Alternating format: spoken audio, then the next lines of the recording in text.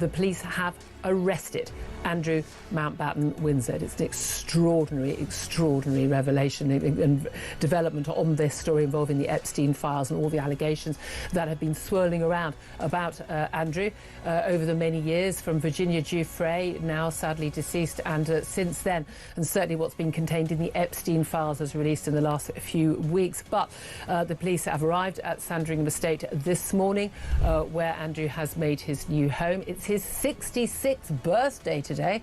What a birthday present that is. He has been arrested by the police. Of course, the brother of the current king, the second son of our late Queen Elizabeth. This is an extraordinary development. Those of us who've been talking an awful lot about establishment cover-ups and lack of, shall we say, interest by the police in what are very, very serious allegations against Andrew. Perhaps pleased that that pressure has finally been put on the police, and they have done the job of actually looking into these issues seriously. Must bear in mind, of course, that the Prince has not been charged with any crime at this point, and he has always denied any wrongdoing in relation to any of the allegations about him. We'll give you more on that. We'll talk to you about that throughout the show, but I'm just being told that the arrest has been on suspicion of misconduct in public office. This, of course, relates to those Epstein file allegations and the documents that, if they are true, would suggest that he had, it is alleged, passed on basically what was confidential government information when he was the UK trade envoy for this country for 10 years to Jeffrey Epstein for Jeffrey Epstein's financial. Across the UK, on DAB+, on your smart speaker, on your smart TV, and on your side. This is Talk.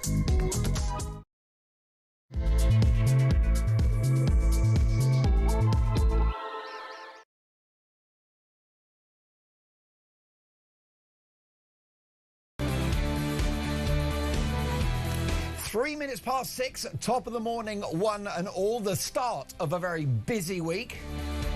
You're listening to Talk Breakfast. I'm in for the brilliant Jeremy Kyle, who returns tomorrow. A big show coming up. Breaking this morning, 92% of burglary cases unsolved in England and Wales. Meanwhile, Labour are to ration NHS referrals to meet targets. Why exactly do we pay our taxes? Meanwhile, the McSweeney phone theft mystery continues apace. And does the Donald have to put troops on the ground to win the war in Iran?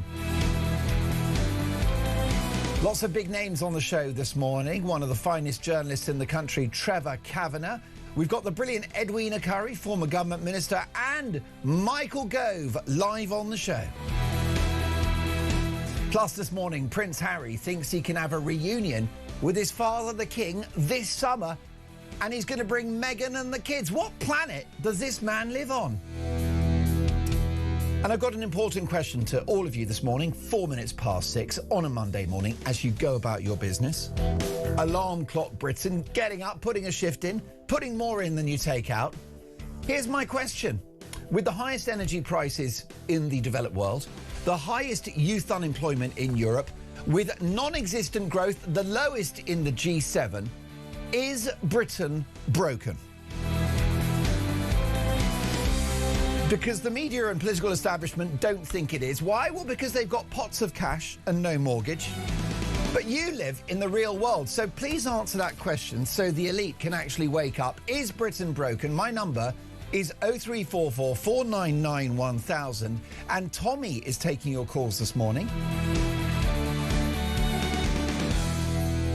Now, of course, you can listen to the show on DAB+ in-app and online, but Talk is a rising TV network, so why don't you watch the show and see Edwina Currie and Trevor Kavanagh and my brilliant studio guest right now in the studio, Poppy Coburn, and, of course, Michael Gove. Why don't you watch the show? Head to YouTube, search Talk and Up We Pop. Text the word Talk in your message to 87222, and we know you're busy on a Monday, so voice notes are welcome. As the saying goes, let's talk. And we kick off with today's front pages. Let's start, if we can, with the Daily Express. Tory leader vows to axe VAT on energy and scrap Labour's crazy green taxes. Kemi, my plan will cut bills by £200 a year. The Guardian, nothing left. Parents tell of day US bombed Iran school. When you read papers like The Guardian, it does feel like they're basically on Iran's side. And I have the same problem when I watch a few of the quite well-known news outlets. You know those 24/7 rolling news channels, the slightly woke ones? And it's all America bad, Israel bad, Iran, may God bless them. I think you'll find it's arguably the worst regime since the Third Reich. I believe this is a noble war. That's what I'll be asking Michael Gove this morning at 9:30. Is it a noble war? Daily Mirror, car hits pedestrians, horror on the street. We need answers on this, producer Christian. We need to know what is going on with a car that most people down in the centre of Derby, one of our great cities. Who is this person? All we have so far is it's somebody of Indian heritage that's been living in the UK for some years.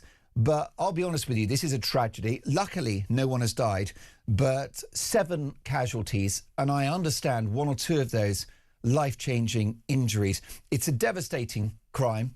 It's an awful tragedy. And it's not the kind of thing that happened 50 years ago. What is going on in this country? People being mown down by cars in city centres. Is Britain broken? Do let me know. 0344 499 1000. Well, The Sun have helped me. Britain's best-selling newspaper, and it's an exclusive. Crime chaos broken in Britain. It was the first story that Christian sent me this morning because that boy starts about 2 a.m. I can't lie, you got to get up pretty early to catch him, just like Mark Gale, who's been in broadcasting for 3 decades but doesn't look it. The Sun newspaper, broken in Britain, cops give up on burglary, 92% of cases left unsolved. Do you have any idea how devastating burglary is? People that are burgled, it's a material cost. There's damage, you've got to replace the locks, and it's the trauma. Your home has been invaded. And if the kids get wind of the fact that there was a burglary, they're not going to sleep at night. It's absolutely devastating. It's one of the worst crimes out there. And yet, in this broken country of ours, it has effectively been decriminalised. I mean, that headline basically says, burglars, do your worst, isn't it? And quickly, The Times, PM to meet fuel bosses as fears grow over shortages, and 10 doctors behind half of all cannabis drugs prescribed in the UK. I think we could all do with some of those this morning, couldn't we? I jest, of course, folks, live in the studio from The Telegraph, no less, the assistant comment editor, Poppy Coburn. Good morning, Poppy. Morning. It's very good to see you. Lowest growth in the G7, sticky inflation, which is, I think, by the end of the year going to be double the Bank of England's target, which is the wrong direction. Highest youth unemployment in Europe, which is an amazingly low bar to achieve, but we've done it, given the fact that no one works in Spain. And then, of course, you know, the cost of borrowing. Is Britain broken?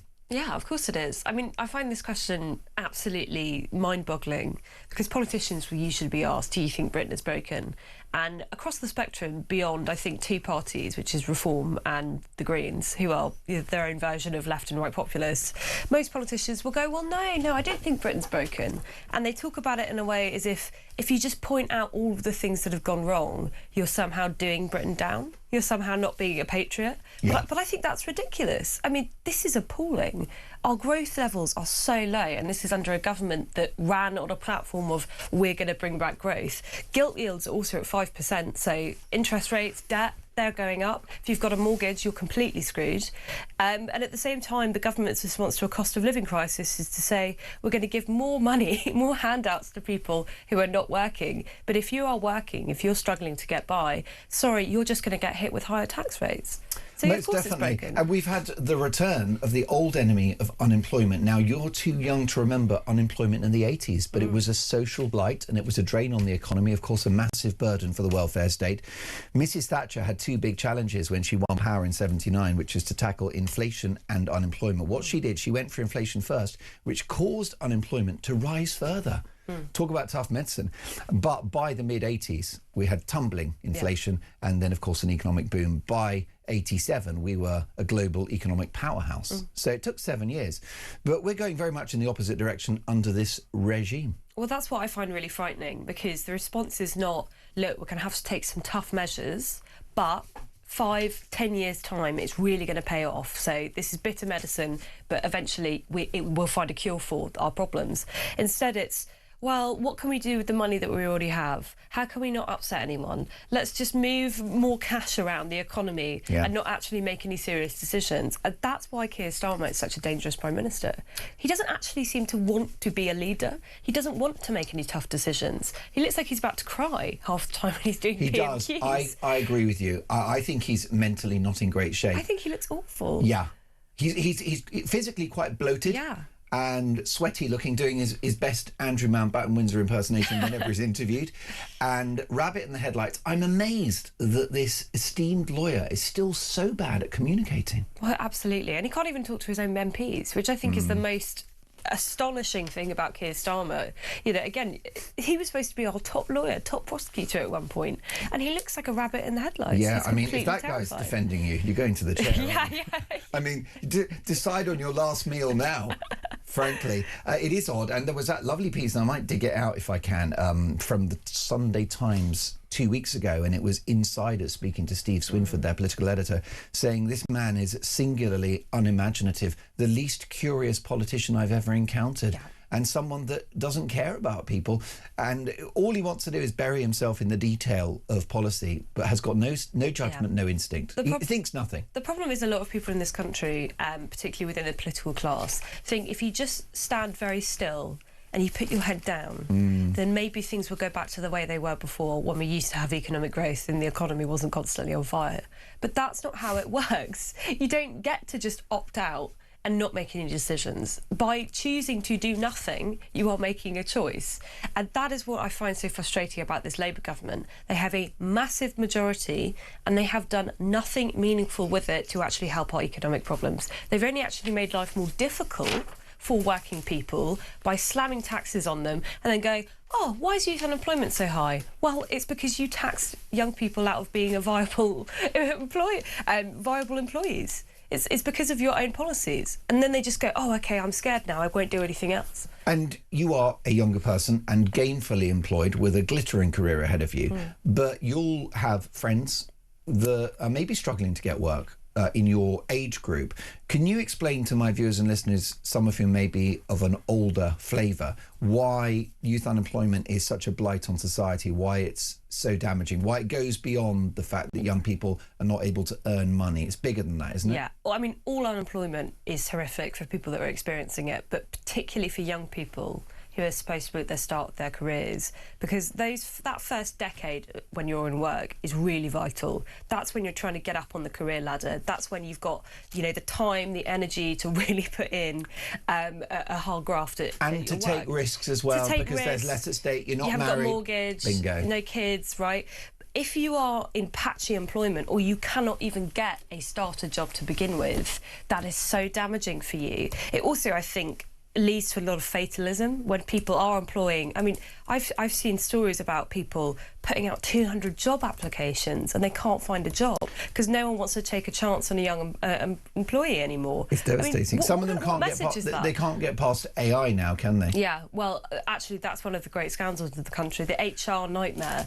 You can't even talk to someone. You can't even get in a room, shake someone's hand, look them in the eye, and ask for a job because you're just getting like these constant rejection emails. It's so demoralising for people. And unfortunately, I think a lot of people will just go, well, fine, I give up, I opt out. You know, I'll just sit at home on benefits, I'll do nothing. And we really cannot afford to have more people doing that. So young people, provably and definitively our future, don't get the habit of work. Yeah, it's incredibly important. Which, of course, then this is post-COVID when people also didn't work. Yeah, which was disgusting. I mean, I had to deal with COVID at the beginning of my working career, and I still haven't.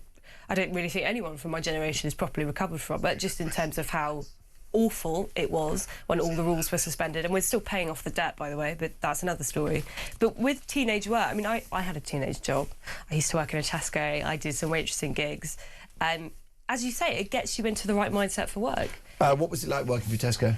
Well, I didn't like it, obviously. I mean, I wanted to sit at home. Were you on the meat counter? I was all over the place. I was often having to tell people that they weren't allowed to buy cigarettes without ID.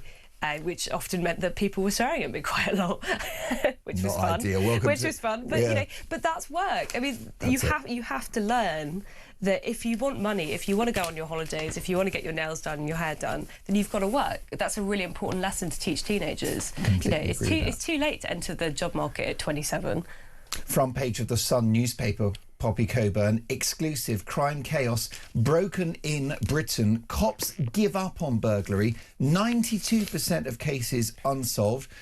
We're in the sort of territory here of decriminalisation, aren't we? If somebody can break into your house with an 8% chance of even getting sort of apprehended by cops, what chance do you have? Well, I mean, burglary is such a serious crime. My parents' house was burgled, and my mum couldn't sleep properly. That's what happens. I mean, could not sleep properly for years afterwards.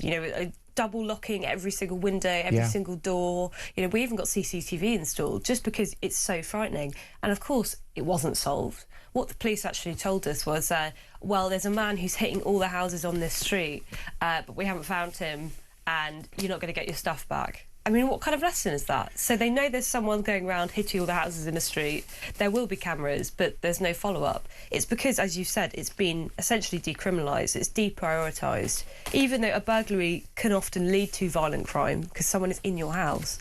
You could be sleeping. You're incredibly vulnerable when someone's rifling through your belongings. They just don't treat it as if it's a serious crime anymore. Most definitely, and there are often kids in the house too. Yeah. And if they get wind of the burglary, may God help us. If a 7-year-old finds out that there was a burglar, I mean, good luck with that, because they believe in monsters. Yeah. So if little Johnny has heard about this, which is why when I got back from a holiday a few years ago and we'd been burgled, the place was a tip. And luckily, my youngest son was quite little at the time.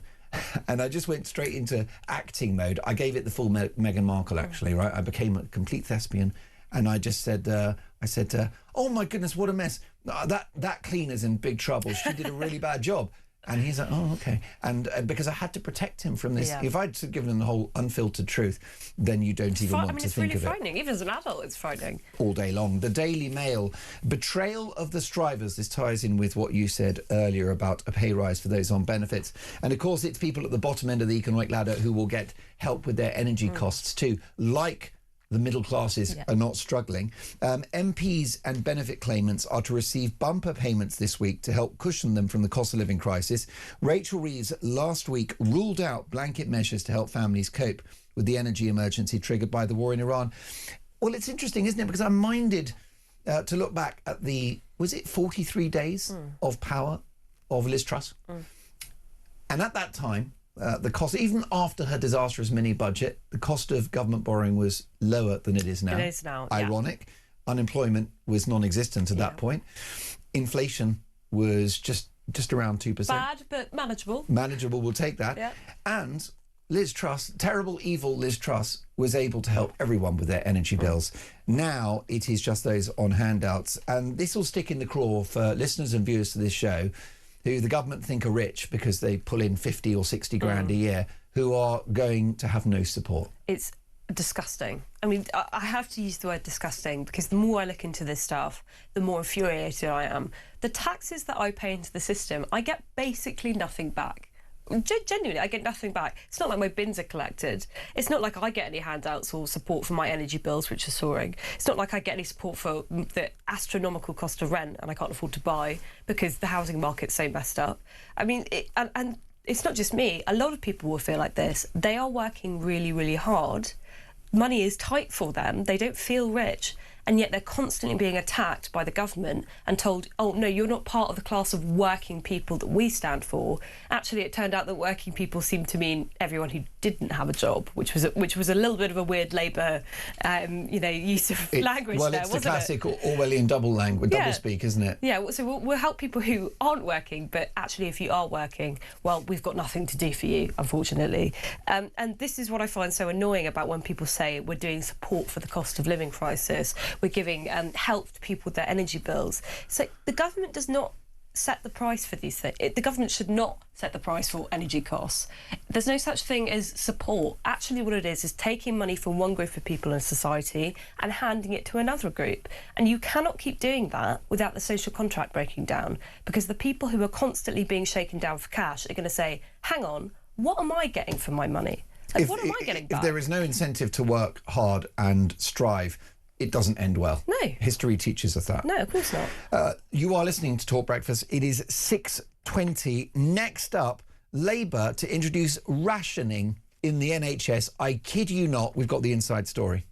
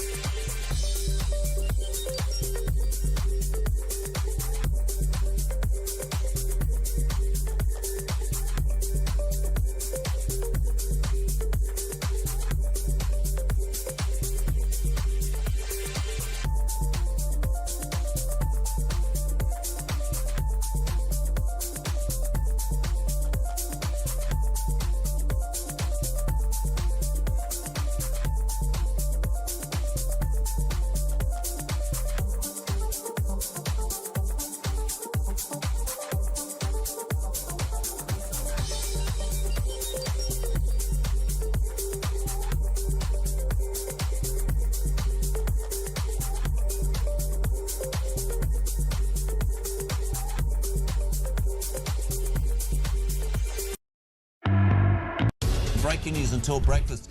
Two men, aged 47 and 45, have in the last hour been arrested in connection with the Golders Green arson attack. To me, symbolising absolutely a rise in anti-Semitism. Again, nothing from the government. Breaking news. It's just a small matter. They have just an announcement saying transgender girls, i.e. boys, they must leave girl guiding by this September the 6th. We are buying from Norway because they fully exploit their share of the North Sea oil and gas fields, and we don't. Alice in Wonderland nuts. Across the UK, on DAB+, on your smart speaker, on your smart TV, and on your side. This is Talk. Good morning. It is Talk Breakfast. Lovely to have your company, Mark Dolan, in for the brilliant Jeremy Kyle for one day only. And Sharon has messaged the show. Good morning, Mark and Poppy. Mark, I love your shirt. Oh, you're very kind. Thank you. If you want to see the shirt, which, by the way, divides opinion, head over to YouTube, search Talk and watch the show live. What is going on in Britain? Well, let me tell you, this country is totally broken. We let everyone into this country so they can do what they want, yet British people would never be able to go to the other country and do what we want. This is the problem. Can this government not see this? Sharon, they can't. You get it, I get it, Christian gets it, Poppy Coburn gets it. Those who govern us do not.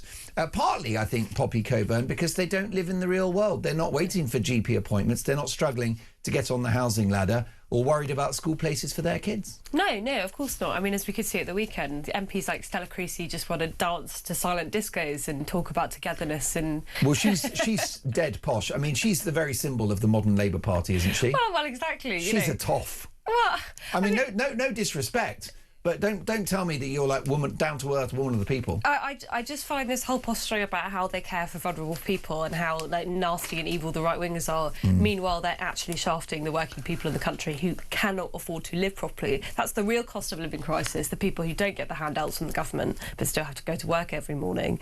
Well, they're not sympathetic. Is that the ultra-woke, super-caring Stella Creasy, woman of the people, brackets, aristocrat, who is all in with the trans madness and therefore has thrown women under the bus. Yeah. I mean, she's classic Be Kind sort of Islingtonian. It's basically these people view everything in the world through the virtue of Be Kind, which, as you pointed out, is meaningless, because as soon as there's a conflict of rights, they just go for the group that they think are kinder or whatever seems more progressive and more trendy. So the Daily Mail, Poppy, have so many examples of broken Britain that they've actually had to squeeze them all onto one front page. Furious benefit claimants get 6.2% rise this week. MPs receive £3,300 cost of living handout. Wouldn't my viewers and listeners love a bit of that? And the two-child benefit cap to be lifted this week. And that particular policy bothers a lot of my viewers and listeners because they've thought carefully about how many kids they can afford to have. But with the lifting of this cap, others will essentially, be paid unlimited amounts of money to have as many kids as they want. This weekend I was talking to a friend of mine. He's just had a baby. And she was talking about getting childcare because she works, her partner works. They can't afford for one of them to stop working. He's reduced his hours to help look after the child, but they still need 2 days a week of childcare. She said, guess how much 2 days a week of childcare cost me? Well, I would have thought maybe 70 or 80 quid a day. It's £1,000 a month. I beg your pardon? £1,000 a month. That is wild. I know. So basically, if you... Well, that's another mortgage, isn't it? Yeah, it is. If you live in London, that's another mortgage. And, they're both successful. They're doing well in their jobs, but not successful enough for that not to be a massive hit to their income. And that's one child. So considering we've got a falling birth rate, what does it tell people if you want to have 2, 3, even 4 kids? I mean, what kind of message is that sending to people? We're going to take your taxpayer money and give it to other people to have kids, but you can't afford to have children yourself. I mean, it's really messed up. Well, it's going to cost £3.5 billion a year, and Rachel Reeves before the election didn't think we can afford it. Well, the economy's in a worse state now than it was before the election, but apparently we can now afford it. Make it make sense. Well, this is typical Labour, though, isn't it? Because what they've realised is they tell the truth the first time when they said they can't afford it. But then Keir Starmer's gone, oh, actually, all my MPs hate me, and so they're going to do it anyway. We can't afford it. The country can't afford it. I didn't realise he was Nigerian. Interesting. Right, Wales. It's basically it's to say to their backbenchers, we'll throw you a bone. Listen, what we've got to do, I think on the show, we should just have a little moment every show to just reflect on how useless Keir Starmer is. I've found the quote from an insider. These are people that know Starmer, right, very, very closely, worked intimately with him. One aide said, he's the least intellectually curious person I've ever met. Another one said he can only prepare by reading briefing books for hours on end. He doesn't brainstorm. He has no fixed views on anything. There's no clarity because there's no belief. There's no belief because there's no understanding. There's no understanding because there's no curiosity. He's not a compassionate man, says a close aide. He's careless about people around him, just not warm. He doesn't think very hard about other people. This is a hot mess. Tell us what you really think. Because what I've been thinking about Starmer is, could he get the hang of politics? It does happen sometimes. Look at Kemi. I think she's blossomed over the last 12 months.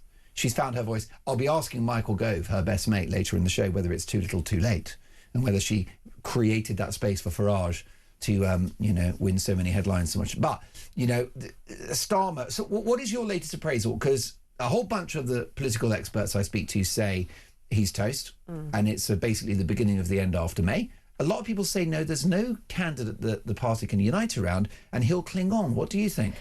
I think he's gone. I think he'll be gone. I don't think he'll be gone immediately after May, but I think by the end of the year, certainly before party conference season, he will be gone. Right. So he's out by October? I think so. And I understand the argument that, it's going to be difficult for the people who want to take his job, and there's no shortage of those within Labour, to be the first person to come forward, because they all thought what happened with Andy Burnham. Andy Burnham, who doesn't even have a seat as an MP, was making such an obvious play for the top job that, and he got slapped down and kind of humiliated, actually, within the party for doing so. And I think people like Wes Streeting, Angela Rayner, Ed Miliband noticed that and went, OK, I've got to play this carefully. So I think they're all waiting for who's going to be the first one to break, who's going to be the first one to publicly say, Starmer must go. And I think after May, and they are going to get wiped out, most likely, it's going to be very, very, very difficult for these Labour ministers to sit there with a straight face and go, I have full confidence in the Prime Minister. Because they don't have confidence in the Prime Minister. So, yeah, I would be absolutely shocked if he was still here by the end of the year.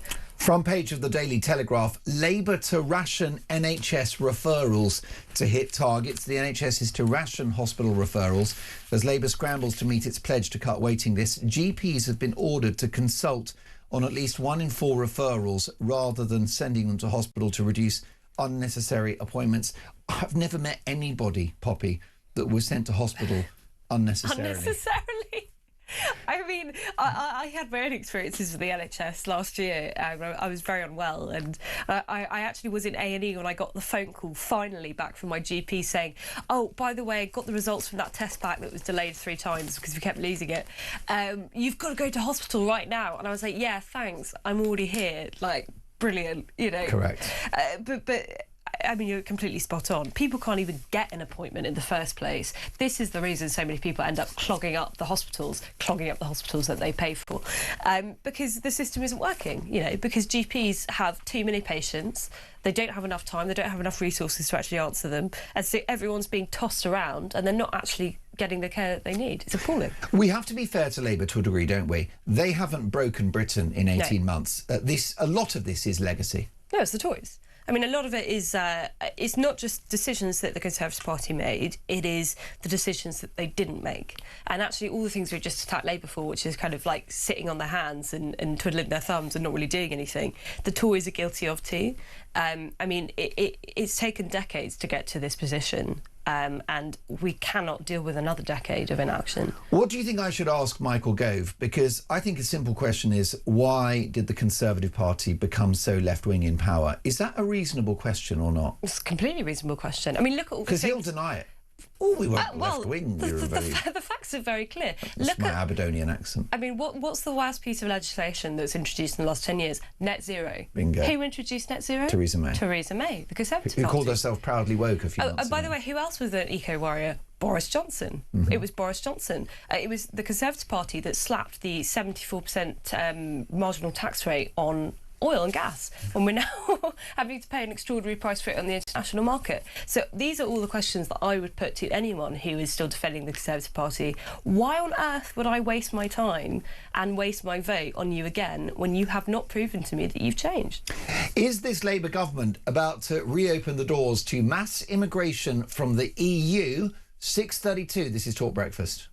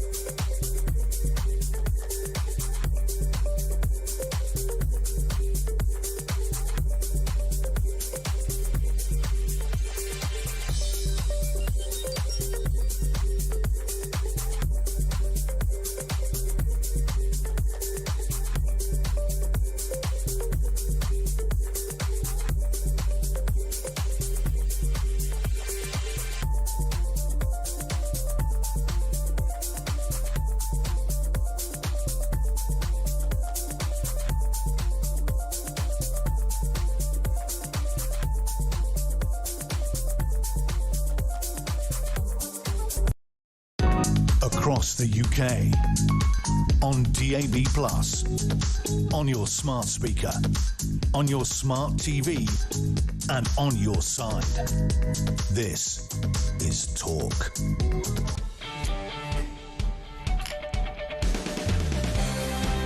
You are listening to Talk Breakfast. Mark Dolan in for the brilliant Jeremy Kyle. A very busy show this morning. Trevor Kavanagh, Edwina Curry and Michael Gove all coming up.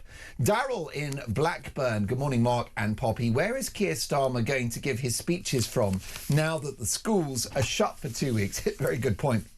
when he speaks at schools, the kids just ignore him. Don't ignore him. Because why? Children have got an instinct, haven't they? They can spot a wrong 'un from a mile off. Phil says, good morning, Mark and Poppy. I'm in Coventry.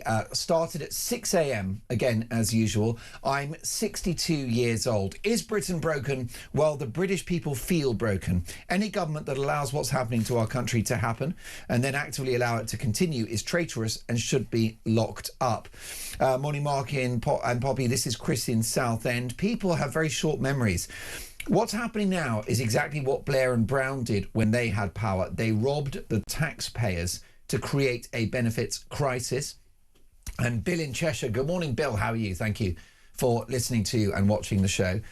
Mark, Tory prospects. Voters' memories of the Tories predate July 2024, and it was 14 years of wasted opportunity, lies and disappointment. They are the reason why this useless government got elected. Any new policies just prompt the response, why didn't you do it when you could? Kemi needs to have a clear out. How many Tory MPs does she think would be happier in either the Lib Dems or the Greens? And why don't they kick them out? Let's get to another story now. And what about this on the issue of... first of all, let's take a voice note from Adrian on Broken Britain. Morning, Mark. Morning, Poppy. This is Adrian from East Sussex again. Yeah, what is going on in this country? Well, I think we've got just a total breakdown in society. We just seem to have lawlessness and a wickedness. We didn't ever have cars driving through clouds of people. That's a new thing. It is a new thing. This is not what happened 50 years ago, Adrian. Of course, we can't comment at too great a length on that story because a suspect is now speaking to the police and hasn't been charged yet. But that's an ongoing investigation. However, it just represents the changing face of this country. A modern country, supposedly progressive, that no one voted for, such as concrete barriers in pedestrianised parts of our cities, right? Is that progress? Why are the concrete barriers there? So people can't drive their cars into shoppers. I was born in 74. It didn't happen then. March the 17th, 1974, Candle in the Wind was number 11 in the charts. The world has changed. And similarly, armed cops at Christmas markets. You're welcome. What about this, page 12 of the Mail newspaper? Extremely fishy. McSweeney has to explain phone theft, says Kemi. Kemi Badenoch, leader of the Tories, has questioned the actions of Keir Starmer's former chief advisor over a stolen government mobile phone, describing the whole thing as fishy. She yesterday called on McSweeney to explain to Parliament what happened during the robbery and why he did not alert police to his important position within government. Poppy Coburn from The Telegraph. Starmer's lucky because a lot of focus is on events in the Middle East, but this story doesn't go away. No, I mean, this is one of the most ridiculous stories I've heard, that we're supposed to take the government line. You know, like, oh, what? I guess, you know, it was what bad luck for Morgan McSweeney. There he was walking down a street in London, a street that he couldn't actually name, to the police. And with his terrible luck, when he knows that there's an investigation that's going to happen into his relationship with Peter Mandelson after knowing of the Mandelson links to Jeffrey Epstein, his phone gets stolen. It's really unfortunate, isn't it? How unlucky. And I think lots of Labour figures have been coming out in the last week saying, nothing to see here. You know, you're all conspiracy theorists. There's absolutely nothing wrong. Well, then the police reopened the investigation on Thursday night. They've asked him for a formal statement. They're going to look through the CCTV. Of course, that's probably going to be a waste of time because the CCTV will be gone. It's past 3 months. Usually it's all wiped after 3 months. So I think this is going to be another case where it's kind of pushed under the rug and we're told, like, move on, nothing to see here. That there's no scandal, but there is a scandal. Okay, I think this whole story around Peter Mandelson, how he was selected, is appalling. You know, if this was Boris Johnson, if this was a Conservative minister, forget about it. Keir Starmer, any leader of the party who had overseen this would have been out if it weren't for Keir Starmer. You know, I don't know why he's got a different set of rules that apply. I mean, his apology was ridiculous. He basically said, I'm sorry you got offended. I'm sorry your feelings were hurt. You know, it was a failure of judgment on his part. Well, if your judgment is that poor, you shouldn't be our Prime Minister. Right? Most definitely. Meanwhile, Boris Johnson's premiership ended in part because he stood near a glass of orange juice during the pandemic. The issue we've got is that the public, in my view, have no faith in the Prime Minister anymore. but there's an extra political headache for him. I don't think they believe him anymore. And I think if there was trust in the Prime Minister and his words of reassurance, then this story might just wither on the line. But people have come to be suspicious of Starmer's pronouncements. In particular, I was aggrieved by the fact that he said, I'm really sorry that I believed Peter's lies. Now, that language implied they'd had a face-to-face. Of course, the two men didn't speak prior to or after his appointment.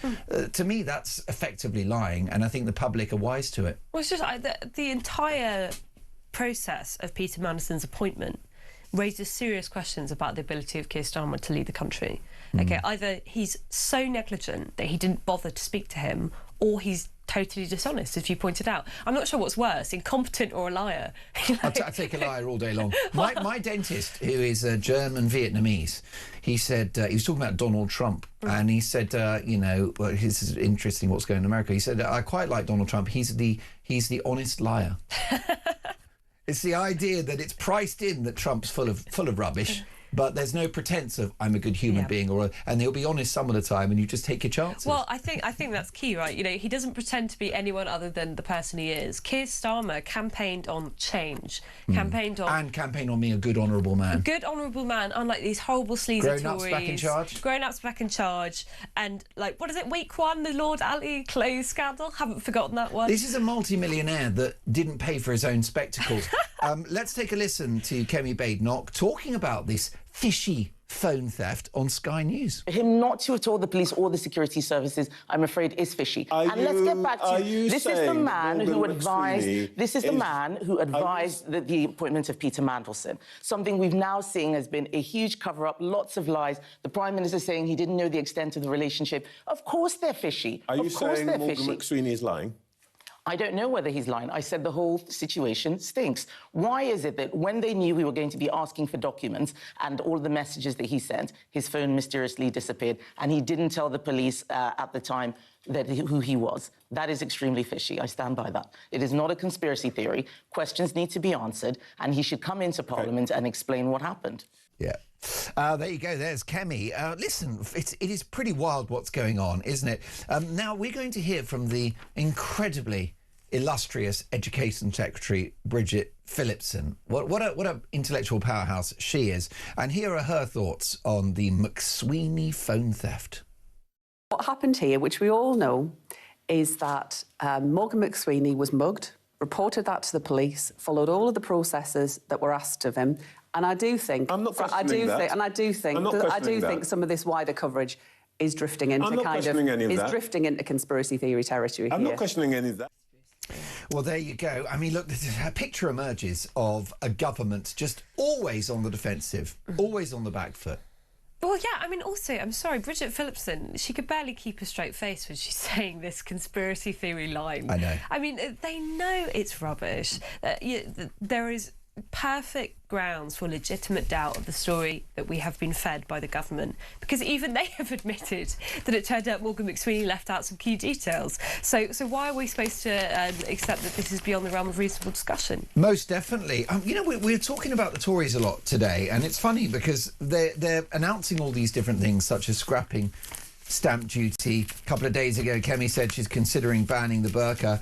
And here we go again with more Reform UK type noises coming out of the Conservative Party. The Tories could ban cousin marriage to improve UK social cohesion. Now, you've got those sort of Lib Dem types on the Tory backbenches, the One Nation crowd, Margaret Thatcher called them the Wets, who don't want to try to out-reform UK. Kemi didn't get the memo. She's all in to steal some of Nigel's thunder. Well, I think that's true. I think that has been the value of reform to the Conservative Party. I mean, obviously, they're kind of wiping them out, so there's not that much value to them internally, but it is pushing the party to the right. And I think... Which it needed to do? Yeah, I mean, it had to. As we pointed out earlier, they had some real left-wing streaks in them for a long time. I think Kemi Badenoch's a good politician.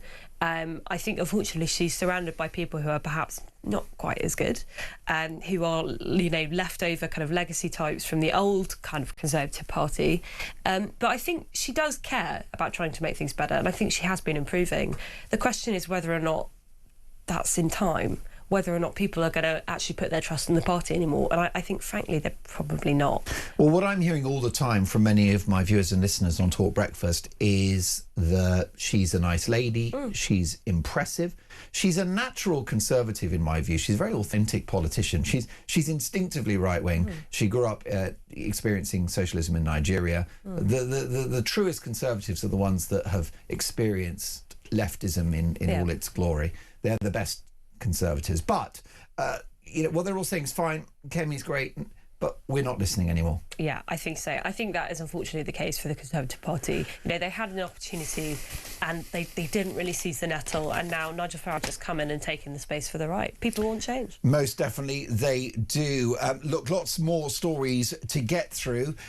Even Tony Blair, an outbreak of common sense, says the left's alliance with Islamists must stop. Will his party listen to him? And also, here's a simple question. Old Donald Trump, is he going to have to put boots on the ground to win that war in Iran? So much to get through. More front pages. I've got a simple question, folks. Is Britain broken? 6:46 Talk Breakfast.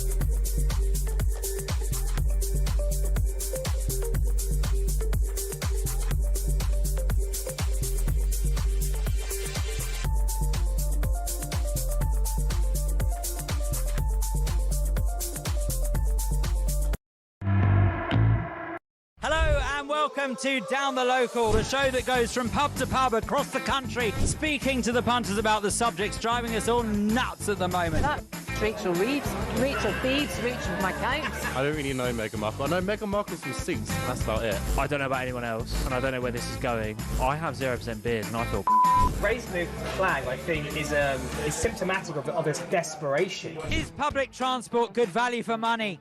No, it isn't. You really don't like speaking to people.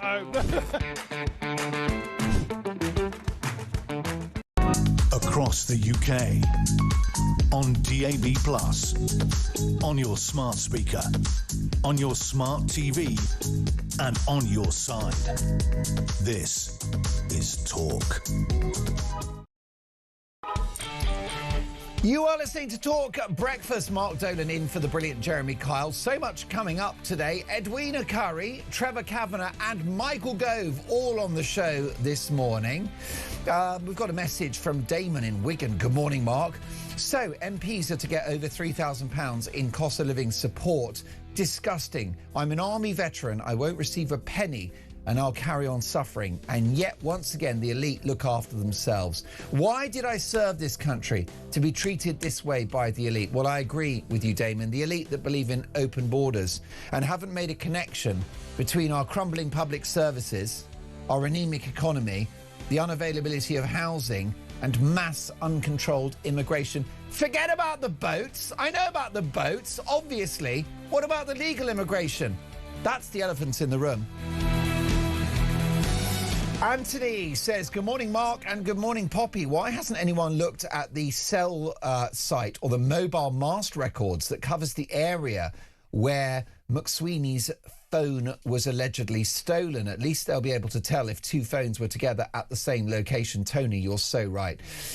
Brian in Lincoln, good morning, Mark. Boris was supposed to be our version of Trump, but he turned out to be our version of Biden. Well put. Cliff in Berkshire, good morning. The NHS free at the point of rationing. absolutely brilliant. Keep those messages coming. Have we done the voice note yet? No, let's do that. Let's hit a voice note. Here is Matt on the mystery of Morgan McSweeney's phone. Morning, Mark. Matt in Hove here. Now, the Morgan McSweeney phone situation is so obvious what's happened, but nobody seems to want to say it out loud. No journalists or political commentators or MPs. The reason he didn't tell the police that he and the phone is linked incredibly closely to number 10 and the PM is because he didn't want to investigate it straight away. If he'd have told them that and the security risk, they would have triangulated the phone immediately, got its location, worked out the calls made before and after it. They would have looked at CCTV immediately. It would have been investigated straight away, and they would have seen him probably in the middle of the street with nobody around him, just making a phone call saying it's stolen. That's the reason. Brilliant. Matthew, thank you so much for your voice note. Keep them coming if you can. So many other stories that we want to get to. And listen, we can't go into too much detail on the Derby story, but let me just bring you the front page story, front page coverage of that in the Mirror. Daily Mirror: car hits pedestrians, horror on the street, witnesses describe carnage after 7 seriously injured in mayhem. What's important, Poppy, and we won't go into details now, the information is that this person doesn't look to have been a UK national. It's an Indian person or person of Indian heritage that's been in this country for a period of time. The investigation is ongoing, but we mustn't normalise these events. And unfortunately, with concrete barriers in city centres and armed cops at Christmas markets, we probably already have all normalised this. Yeah, I think that's completely correct. I mean, I always notice these bollards, you know, and I think it's important to that some people call them. They call them diversity barriers. Yes, I think in Germany they used to call them Merkel barriers as well. Brilliant. After the Merkel wave, that's what they dubbed them. I love it. But it's true. You know, you walk through London, you walk through any British city or indeed any European city, and you will see these blights upon the landscape. And it's basically admitting that terrorism, as Sadiq Khan once said, is part and parcel of living in a big city. You know, I think that's appalling. We shouldn't accept that. You know, this is not normal. Most definitely it is not normal. PM to meet fuel bosses as fears grow over shortages, say the Times. Labour urges the public just carry on as normal. US prepares for weeks of Iran ground operations.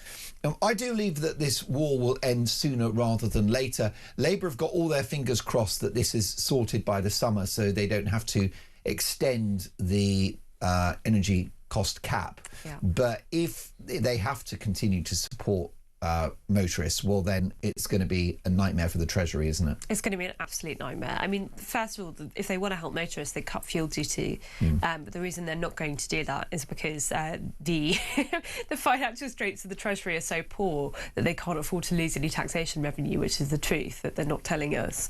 I am not optimistic that the war's going to end soon, to be honest with you. I think this is a classic case of a quagmire. I mean, the fact that boots on the ground are even now being seriously considered, that was not something that was being discussed by the US administration even 3 weeks ago.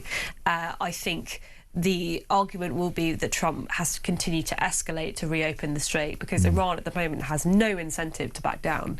I mean, its entire... it can't beat the US militarily, but it can punish the Americans and it can punish all the American allies. And unfortunately, the UK is going to be the worst affected because we have such an insane energy policy. We cannot survive another month of this. We could have another year of this. This could be like the 1970s. At which point there will be petrol shortages and at which point there will be rationing. Correct. Possibly some kind of economic meltdown and devastating emergency recession. Budget. Yeah. Do you have any credence in Nigel Farage's claim that there may be some kind of economic event in the next 12 months and that may spark an emergency or early general election? Well, I think we're kind of looking at it now. I know he's been hinting at this for a while. He's been saying all day long, he's telling anyone that will listen, 2027. Yeah, I and he's like politics' Mystic Meg, isn't he? Yeah, well, exactly. He's like a right-wing Mystic Meg. Exactly. Because we know she's a lefty. Well, I always thought... She's so woke. Mystic Meg is so woke. I always thought before... She's also passed, may God rest her soul. But thanks to the Sun, she's such a valuable brand, they've kept it going. Just like Deirdre. Anyway, there isn't time for this and I'm only going to get myself in trouble. I thought before the Iran war that it was a little bit difficult to believe that there was going to be this economic crisis. The economy's always in crisis, so I was like, what makes it any different? But now we really are looking at a full-on, like, total supply-side meltdown. I mean, this war will be a disaster for the UK. It really, really could bring us to our knees. It's exposed everything, hasn't it? Exactly. Our weak economy, lack of economic firepower, a depleted military, and our, as you said, insane energy policy. And of course, a diplomatic crisis. Yeah, well, because we've peed off Donald Trump. All he wanted to do is refuel jets at British air bases. It's not too much to ask. That's not exactly boots on the ground, is it? No. That's not the Iraq War 2.0. I mean, look, this war thing, it is very, very interesting, isn't it? The only thing that gives me hope is that Trump hasn't got skin in the game. There is no discernible political advantage to this war in Iran, which tells me that Donald Trump must be doing it for moral reasons. He's gaining nothing. I mean, the MAGA base aren't happy. You could say the same thing about Iraq. Up. You could say the same thing about Iraq. I think the war. Are you sure? I think Iraq was a bit of a. I think Iraq was well. First of all, it was George Bush Jr. finishing the job for Dad.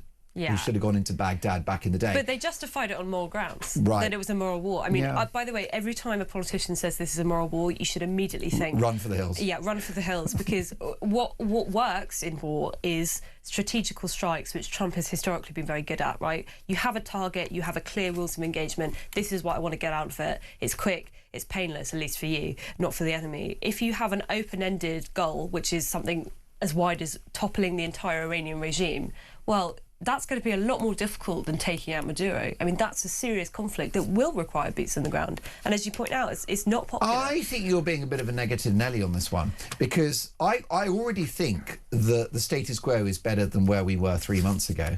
What we've effectively done is de-armed, is that the word? We've neutralised Iran, which is arguably the worst regime since the Third Reich. They said that last year. They said that last. So Trump, when he struck Iran last year during the 12-day war, they said, totally neutralise, all nuclear capabilities taken out, and then a year later, hang on, we've got to come back because it turns out they're months away from having a nuclear bomb. So I just think this war, people are slightly underestimating how damaging it could actually be. And I do not think that the Iranian regime is going to fall imminently. It ain't going to fall. I really don't think it Donald, have you not listened to Donald lately? He said that we've already had regime change.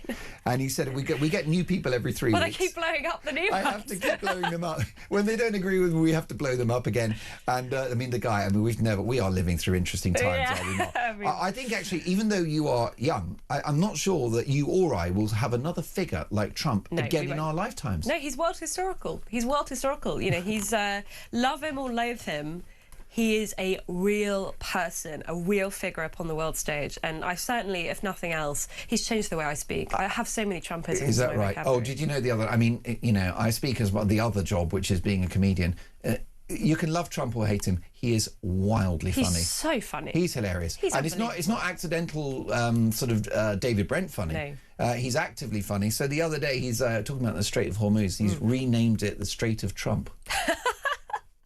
He's just brilliant. You know, I think my favourite Trump comedy bit is when he's on the phone to the young person about Christmas. Do you remember this one? No, I don't remember that. You know, at 7 it's marginal. It's fantastic. Do you still believe in Santa Claus? At 7 it's marginal? That's a great line. That's a great line. But look, I hear what you're saying. It may be that he's taking us to hell on a handcart and precipitating World War III, at which point I'll definitely put him on the naughty step.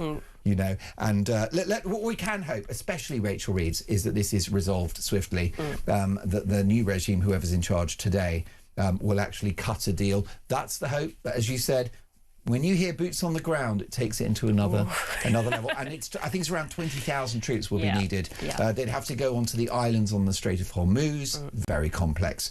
Is it Vietnam 2.0? 1 in 8 parents claim they have a child with disability, Poppy. This is in your paper. 1 in 8 parents now says their child has a disability, as new data suggests behavioural issues are driving up Britain's benefits bill. 12% of children. What do you make of that? Quick line. I mean, I think it's a massive, massive issue, because ultimately, although I want children with severe disabilities to get help, a lot of these new disabilities will be mental health provisions, and I worry what it means for the economy in the future if 1 in 8 people feel they're incapable of work. And also how much of it, I mean, call a spade, Poppy, how much of it is bunkum? Well, I mean, it's hard being a teenager, but when you pathologise everything, when every, hard breakup as depression, when every day you don't want to get up on a Monday morning is anxiety, then... I'm still not over Jackie and I was 15.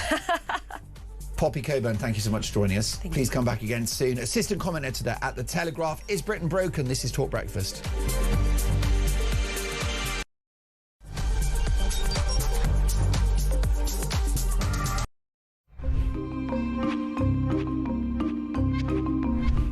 Hello from Crowborough, where the local residents are enraged with what has happened to their community merely overnight, when just 27 single male asylum seeker illegal migrants were bussed into their military training camp. Behind me are local residents, people from all over the country. Shabana Mahmood has said that this is an effective way of getting rid of those expensive, flashy asylum hotels. But unfortunately, these people are still placed within the community.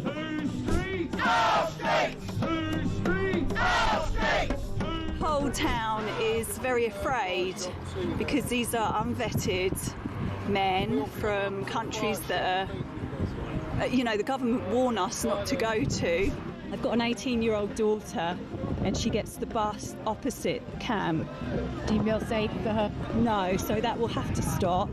Right. We'll either have to wait with her or take her to wherever she needs to go. The reason I'm here today is because I live in Crowborough and my family, I've got a wife and children, and just worried about, my wife walking to work and my sons, walking about. Anything can happen, can't it, that nowadays and age, what's going on, what's happening in this country. So I'm just concerned and frightened, There was support from other towns, other communities, because of course Shabana Mahmood has threatened other communities, and she said they're going to open site after site after site. Well, I would hope that if she's going to try and do that, she learns some lessons about the way she's done it in Crowborough, because this is not finished. We are not finished objecting to this plan. Crowborough says no! Crowborough says no! Crowborough says no!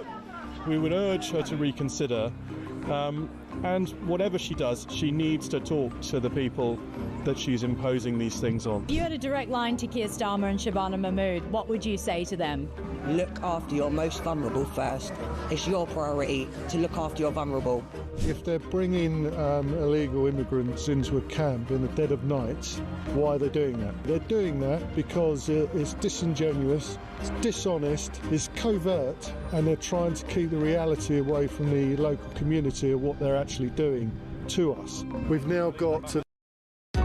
Across the UK, on DAB+, on your smart speaker, on your smart TV, and on your side. This is Talk.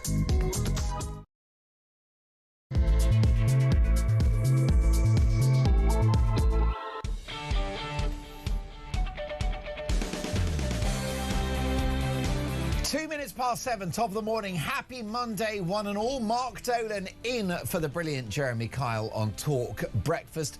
A busy show this morning. Breaking as we come on air. 92% of burglary cases remain unsolved in England and Wales. You heard me right.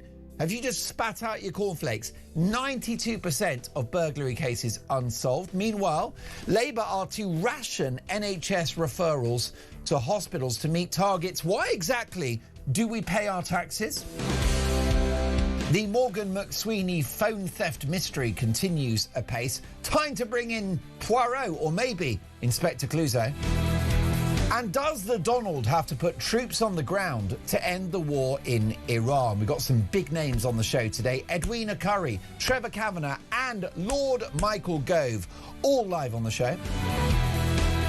Also this morning, Prince Harry, do you remember him? The world's least happy millionaire thinks he can have a reunion with his father, the king, this summer at Sandringham. What planet does this man live on? And he reckons he's going to bring Meghan and the kids. Good luck with that.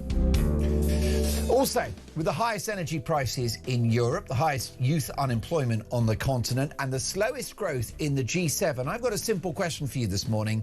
Is Britain broken? Because the politicians don't think it is, the establishment don't. The fat cats in the media, they're quite happy in their Islington townhouses. Tell me about your life. From your perspective and your daily experience, is Britain broken? Give me examples of broken Britain. I'll give you one. Lollipop ladies now have a body cam because of the abuse. The lollipop lady. Right, when I was a kid growing up in the 80s, she was untouchable, a pillar of the community. Now she faces violence and abuse. If that's not broken Britain, I don't know what is. So give me your examples, please, of broken Britain. But if you think it's not broken, by all means, congratulations, lucky you.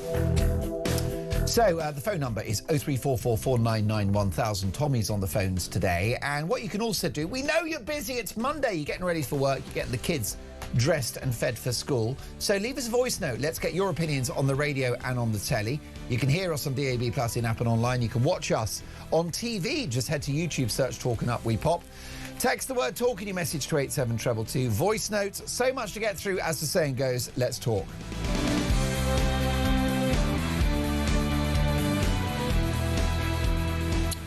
Tell you what, I'll give you another broken Britain example, right? Kinder Surprise. Do you remember that innocent childhood treat? That now has a security tag on. Right, so if a children's chocolate treat requires a security tag, I think your country's broken. Front page of The Telegraph, Labour to ration NHS referrals to hit targets. They want GPs to send fewer people to hospital. Have you ever met anybody that didn't need to go to hospital? Have you seen the NHS budget? What is it? 160, 170 billion pounds? It's gone up. The service has gone down.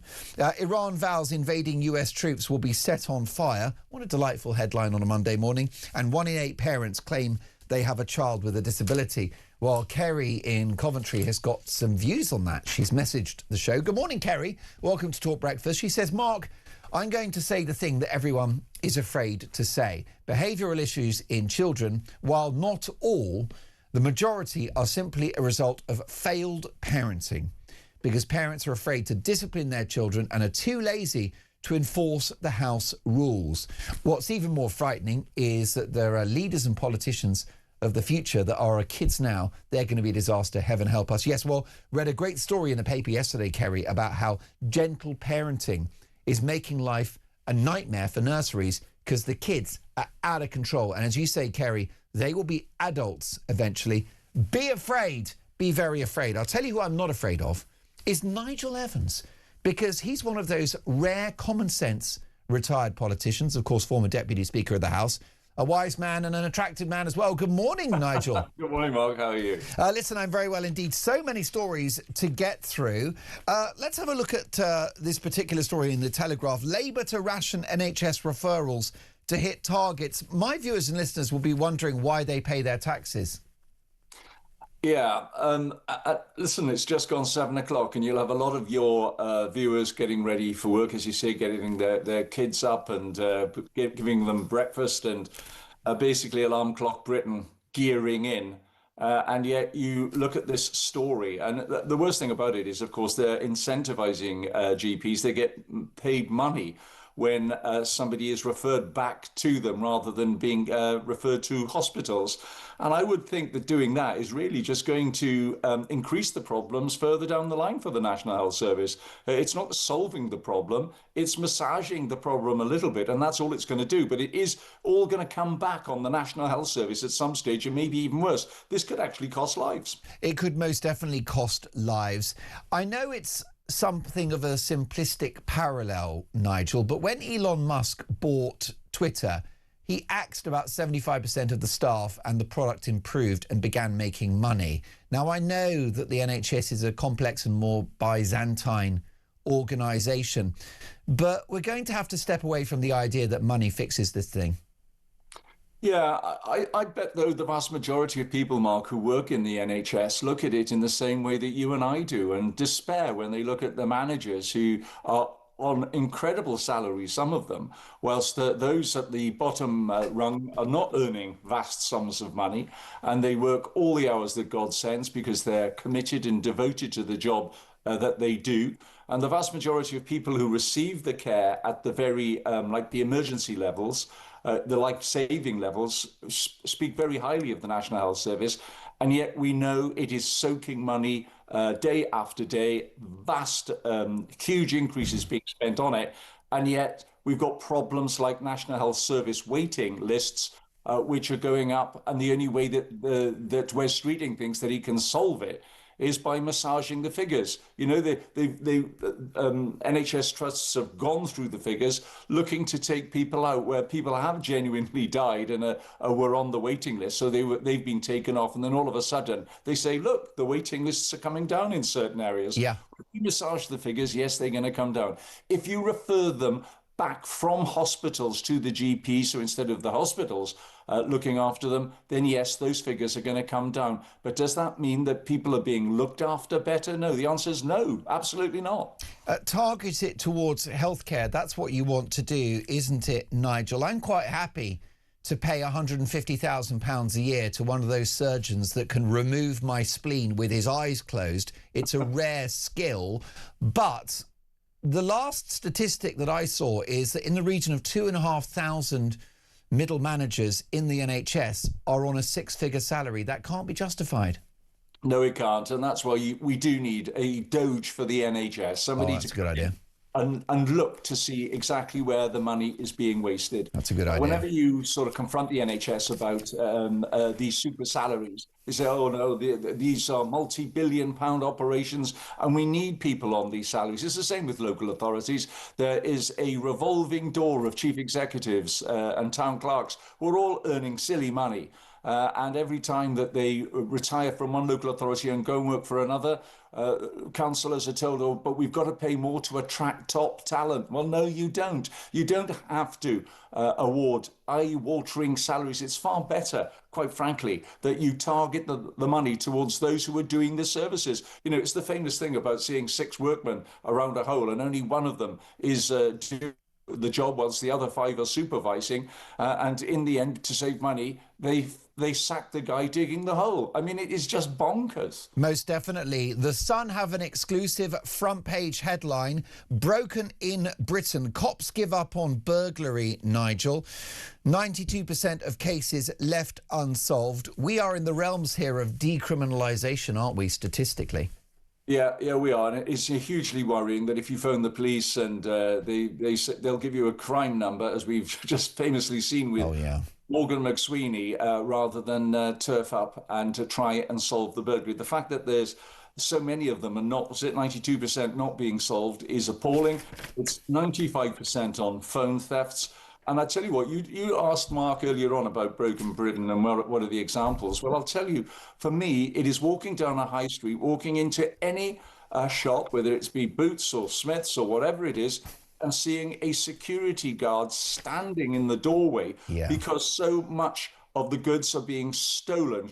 Shoplifting has been fairly well decriminalised, and people feel it's okay to go in. They don't even try and hide the fact that they're stealing stuff anymore. They just take stuff off the shelves and walk out. That for me, is a huge example of broken Britain. And you don't expect the police ever to turn up to a shoplifting incident. I've got a friend who owns a store in Clitheroe. He had exactly the same problem when somebody came in and stole some goods, phoned the police. They never came round. And the progressive left will tell you that the rise in shoplifting is correlated with the rise in poverty. That's just not true. No, and it's actually justifying people going and stealing stuff.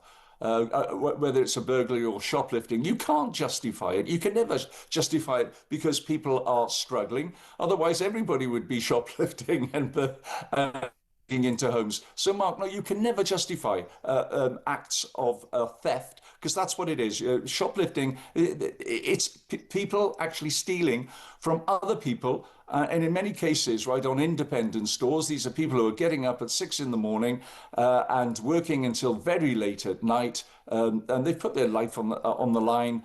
They're working all the hours that God sends, and yet then they see their profits being stolen. And in some cases, they're not even making profits. Do you see a rise in crimes like shoplifting as being connected with high levels of immigration in recent years? No, I don't necessarily relate the two, and I suspect you'd need a proper analysis of the figures. But having said that, Mark, we've just worked out that hardly any of these people who are perpetrating the crimes are being caught or taken to court. So you be very hard pushed to work out exactly who's doing it. But the fact is that it seems to me as if it's been decriminalized, that if you steal less than, I think it's about 200 quid's worth of goods,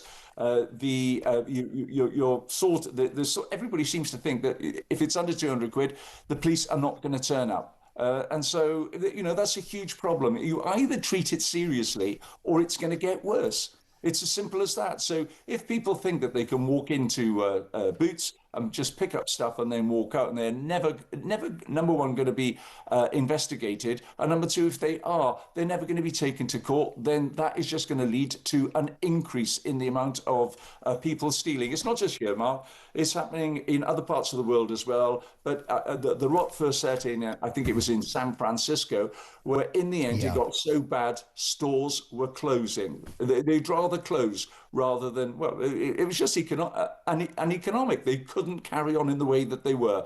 And unless we get a grips with this, unless we absolutely get behind the police in order that they can investigate, let's take phone thefts, 200 a day in London. I had a mate who had his phone stolen. He got his computer out, tracked it down to a certain address, took it to the police would not go. So, when you get stuff like that, when you're even helping the police, then you've got real issues. Even if your phone got stolen and you chased the person on a bike and you pushed them off the bike, I would be surprised if you were prosecuted for violence. You'd have your collar felt. Daily Mail have packed a lot of bad news headlines onto one front page, Nigel. Let's take a look at what they've got to say. Betrayal of the strivers. Fury as benefit claimants get 6.2% rise this week. Also, the two-child benefit cap will be lifted in the next few days as well. The messaging of this is unfortunate, isn't it? Which is that if you work hard and pay your taxes, the state is not there for you. If you don't work, it is. Could you imagine if the taxpayer went on strike, Mark? Because we're just coming towards the tipping point. Some people have suggested that, Nigel. Of course, I would never encourage it, but you can understand people's frustration. Yeah, absolutely. And we wonder why 16,000 millionaires and richer people have decided to flee Britain to go to other countries. It's because they see their taxes being spent in such an appalling way. It is two-tier Britain.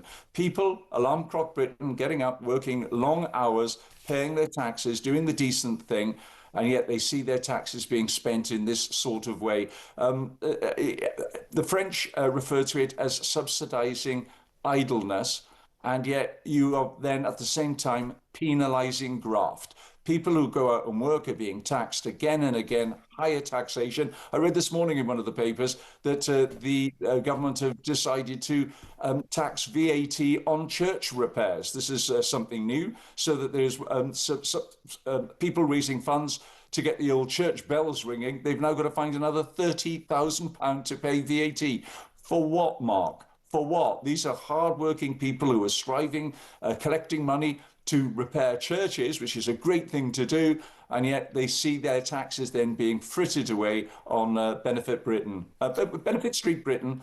It's an absolute reality, and people have just had enough now. People are going, why should we do all our work, pay our taxes, do the decent thing, and yet we see so many more people, and it is a huge increase in the number of people that are now claiming benefits. Over 600,000 since this government came to power are now on personal independence payments, Mark. Are you telling me this is the long-term sick? Are you really telling me that since this government came to power that 600,000 more people are long-term sick?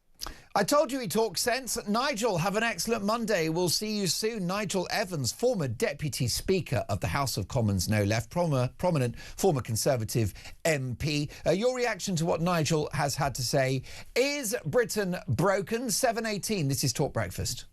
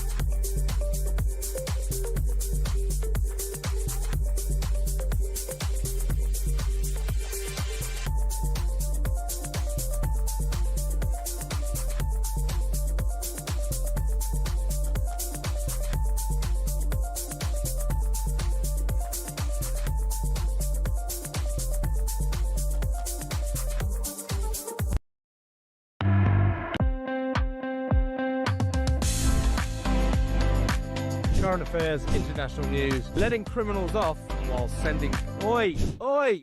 You shut up. I'm trying to record something.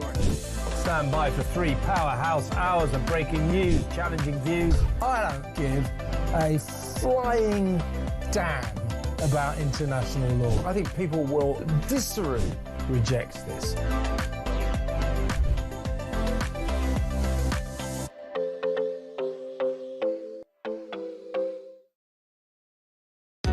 Across the UK, on DAB+, on your smart speaker, on your smart TV, and on your side. This is Talk.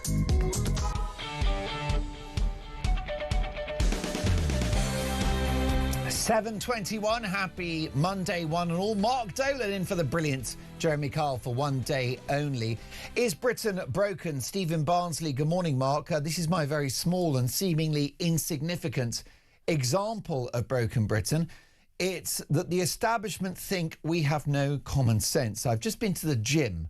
In the shower area, there was an A board warning that the floor may be wet. People are getting paid for thinking about mad stuff like this. Steve, you're so right. How did that start? Under the madness of COVID, when we needed arrows in the supermarket. And we were locked up, right, for all day in the lockdowns. And then we all went to Tesco for an hour. How does that make sense? Steve, brilliant message. Keep those messages coming and the voice notes as well. Does Donald Trump need to put boots on the ground to win the war in Iran? Fleur Hassan Nahum is a special envoy for the Israeli Foreign Ministry and Jerusalem's former deputy mayor. Good morning, Fleur. Good morning. Very good to have you on the programme. What's your appraisal of the war so far? Where are we? Well, you know, it's been a month, and it seems to me that people forgot what it is to have a war, to be in a war, and how you win a war. And I think that when people are impatient, say, well, when's this going to end? They don't understand one of two things, that we have a very entrenched, very poisonous Iranian regime with terrorist infrastructure that they've been building up for decades. And then, you know, that's not going to be dismantled in only a few weeks. I think the war aims are doing well. They've destroyed a lot of the military infrastructure. They've destroyed 80% of the missile launchers. We're still living under missile attack, but it just feels a little bit less every single day. Maybe it's just me trying to think positive. And the question, as you asked, is do they need boots on the ground? We're fighting a war that has never been fought before because of the technology that we have today that we never had before. Yeah. And so that's a really great question. I don't think we need boots on the ground. Maybe you need boots on the ground to extract the uranium, which the Iranians could enrich, maybe something like that. But in terms of Israel, I believe that there's already boots on the ground. In terms of the secret, the Mossad and the CIA, they're already there. They've been there for a while. And so we'll see what happens. Can this be won by the summer? Yes, I do think so. We just have to have a little bit of stomach. You know, people just want the whole thing to end. There's pressure in America for Trump to just turn around. And I think Trump is smart enough to understand that when you're going to be destroying the single most threat to humanity that we know right now, the biggest threat to civilization is this Islamic regime that basically funds all the terrorism around the world, funds the proxies that are destabilizing the region. That's not going to happen in a few weeks. So I think we need to just, have a little bit more stomach for another few more weeks, another few months, and the regime will collapse because the leadership is gone, the military infrastructure is going. I don't think, and I think the people of Iran, as they've proven, do have the guts to go out and overthrow their regime. They're waiting for the Americans and the Israelis to give them that notification that they should go out, and we're not there yet. Donald Trump has said on Air Force One, where he likes to give improvised press conferences, that in a sense, regime change has already happened because of all of the leaders that have been taken out. Is he right? Well, I mean, there's not the same people running the show, and there are cracks in the regime. That is true. The president, Pezeshkian, is at odds with the IRGC, who are basically the terrorist regime running the country. We hear of those cracks. There hasn't been regime change yet because they're still the organizing governing body of Iran. There's been regime change in that the Ayatollah's dead, and he was dead in the first 5 minutes of the war. But we still have a way to go. Does it surprise you that there are many people in the United Kingdom, including our Prime Minister Keir Starmer, who are not supportive of the war effort, even though the Iranians call the United Kingdom the Little Satan? Well, absolutely. And also, let's not forget, they've attacked one of your bases in Diego Garcia. So as you know, everybody's trying to forget that that happened or pretend it didn't happen, but it did happen. They already attacked, and they attacked Cyprus, which was also holds a UK military base. So they've also... And there are Iranian terror cells in the United Kingdom. Exactly. And you've thwarted in the last year or so 20 attacks from Iranian terror cells in the UK. Look, it projects weakness. We all know that, unfortunately, you have a prime minister that can't make up his mind, that says no, then says yes, then says no, because he doesn't really have a spine and he doesn't have vision. And unfortunately, you know, the way I see it is, you know, the UK saved humanity twice.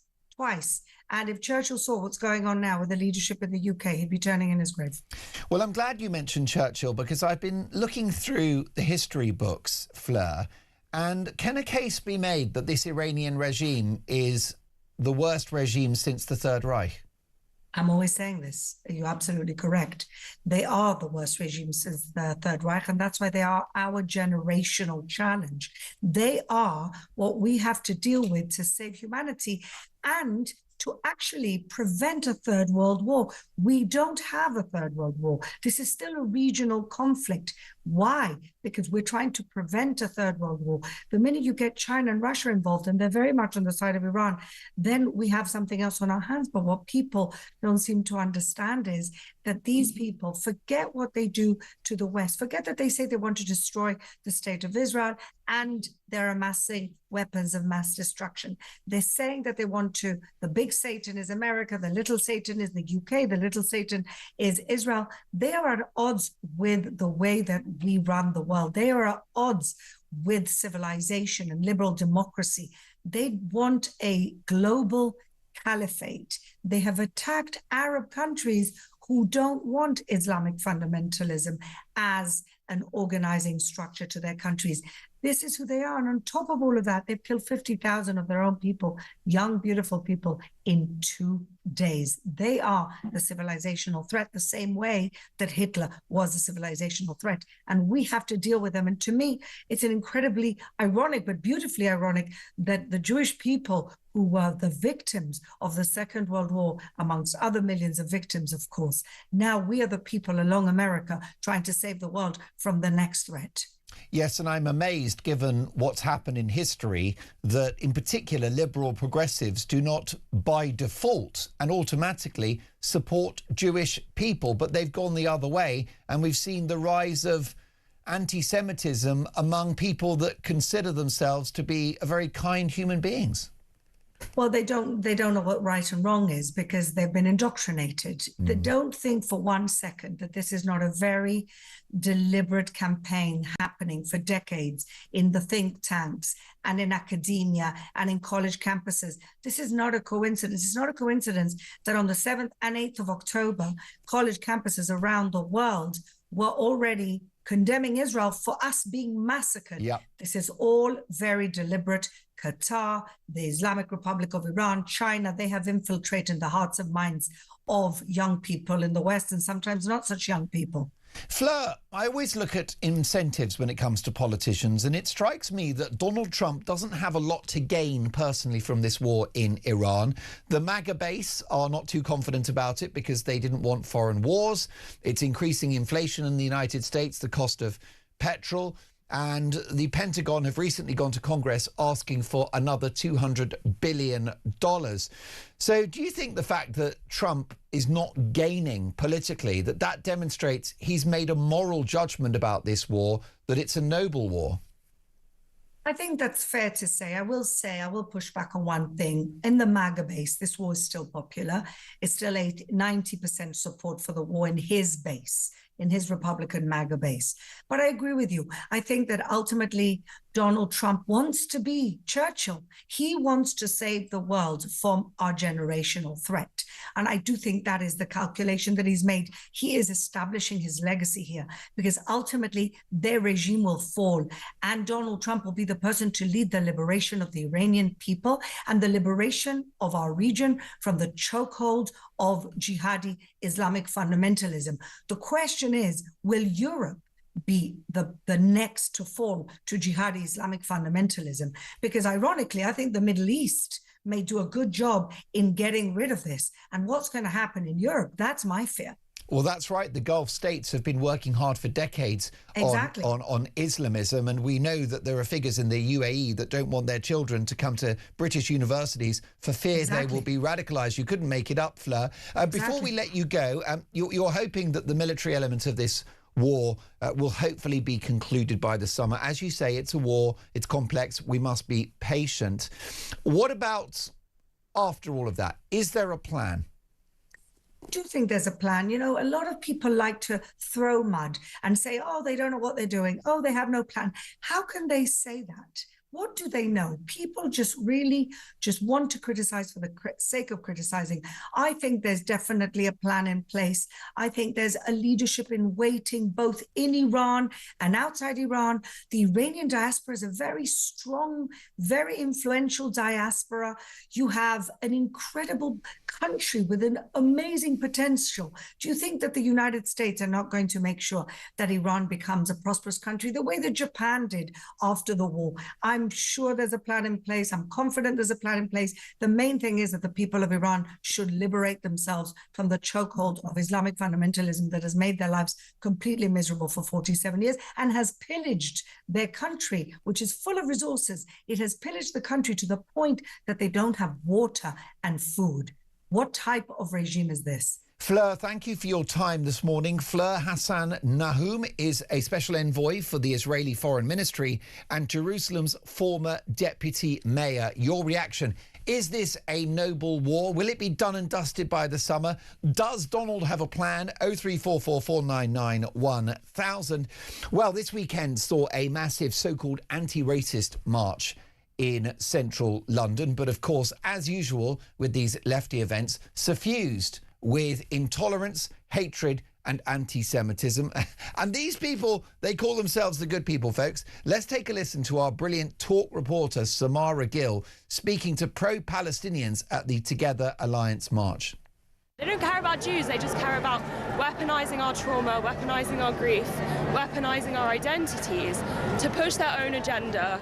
Doesn't it just mean a state of Israel? Anti-Semitism, sorry? Doesn't it just mean the right for Israel to exist? Is Hamas a terrorist group? No comment. 100% freedom is another person's terrorist. I'm just going to paraphrase Jake Wallace-Simons, former editor of the Jewish Chronicle. A festival of Jew hate. That's what these left-wing demonstrations now are. We see you.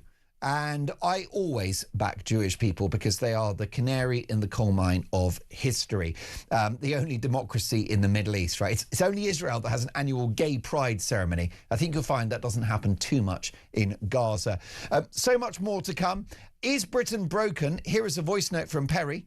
Morning, Mark. Yes, I definitely think the country is broken. But for politicians, it's completely different. You know, they'll have a government car, take them to a restaurant where they pick a nice bottle of wine, then they stick it on expenses, then they have a chauffeur-driven car, take them home. You know, a lot of these front benchers always leave politics a damn sight richer than when they went in. You know, they're all at it. They're all just there to feather their own nest.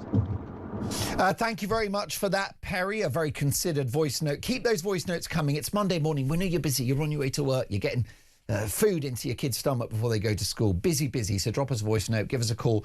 Les says, good morning, Mark. I live in Spain. I've done so for 20 years. I cannot for the life of me see anyone here in Spain being able to walk into our local Lidl and walk out with unpaid goods. The security guard or the local police would be on them like a ton of bricks. I love Spain. Yeah, we're a soft touch, aren't we, here in the UK? We are mugs. soft on crime, soft on the causes of crime.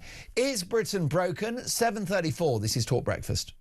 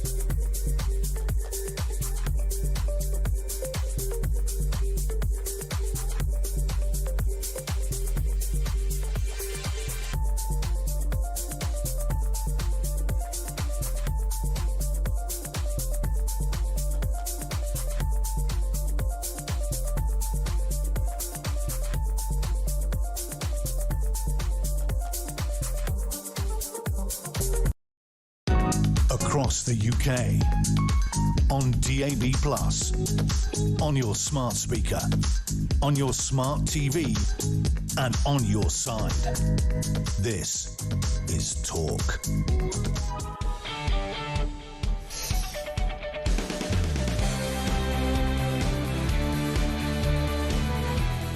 Talk Breakfast, 7:36. Happy Monday, one and all. The government are going to introduce rationing in the NHS. They want GPs to refer fewer people to hospital. Have you ever met anyone that needed to go to hospital that somehow decided that they'd be all right at home? It makes no sense, does it?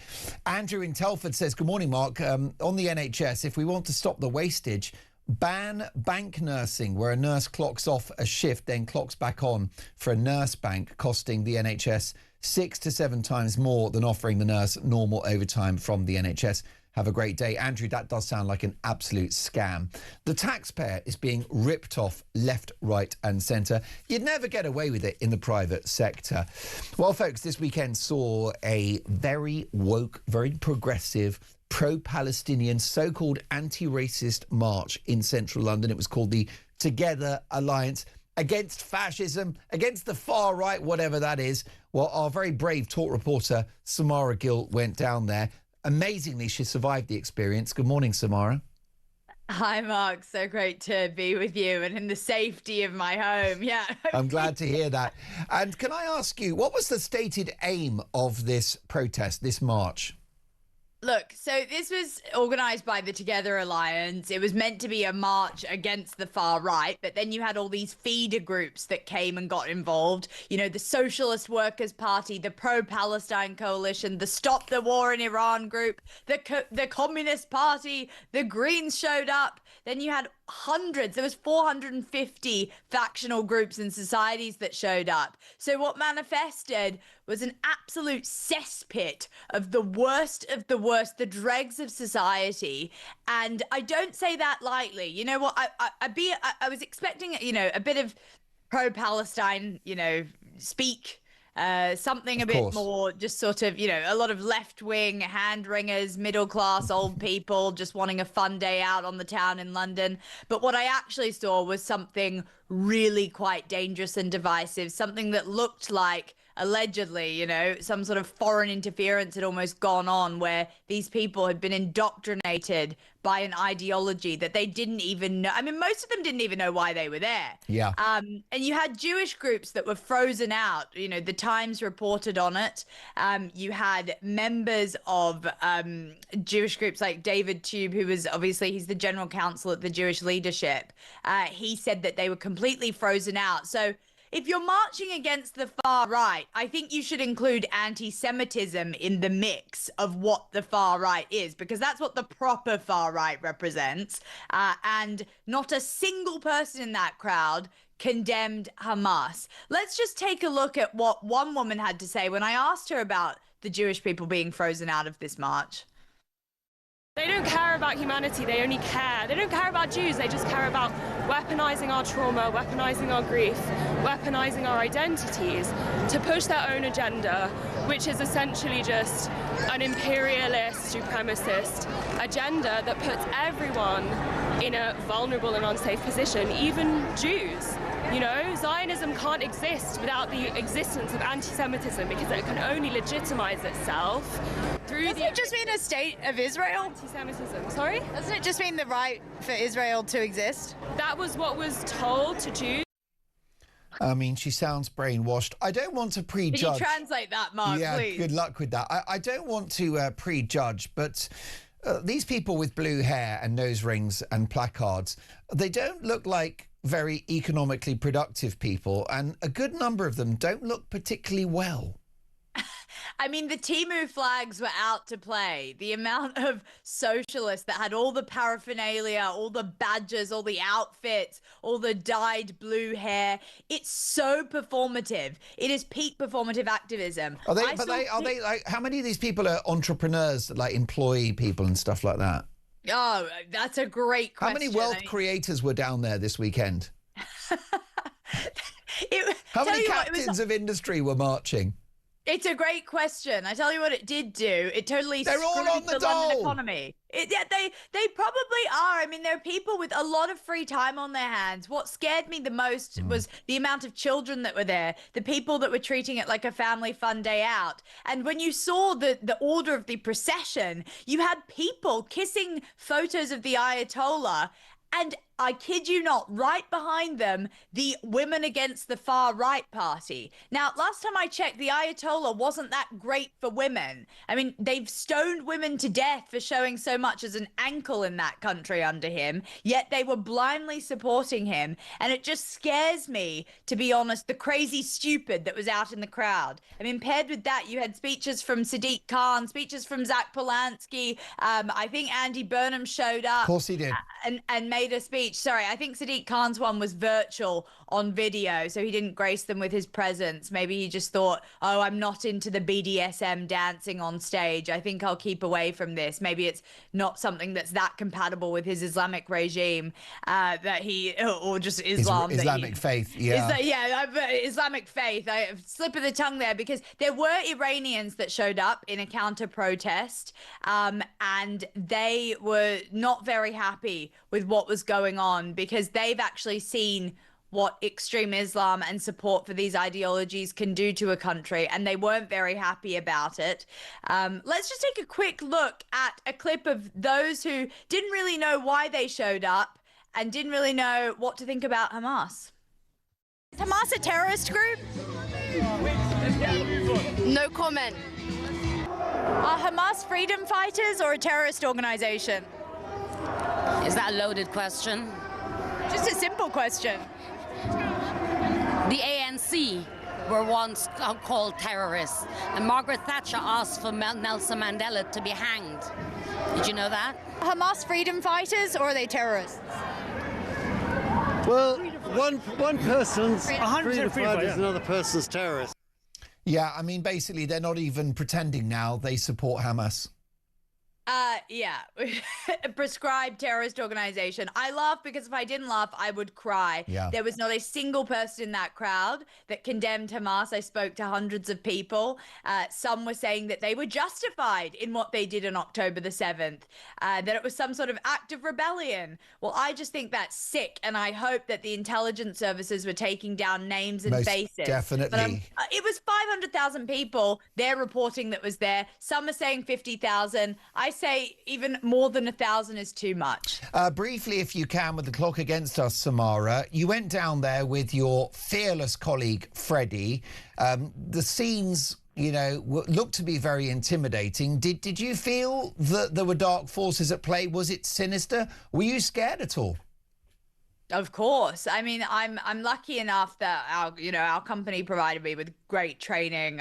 I genuinely did feel safe because I know how to deal with these situations. When I did do the training, they said we are preparing for civil war in this country. That's what the organization that trained me said, and I said, "Oh, whoa, okay, gosh." So I had proper training, but no, it's not safe. We had to take all our branding off. We couldn't be identified as Talk. Of course, if people asked us, we would tell them. They knew that we were the press. I was wearing my press card. We weren't deceiving anyone, but I was whacked with a sign because I asked a question about, there was a nanny with a pro-Houthi sign.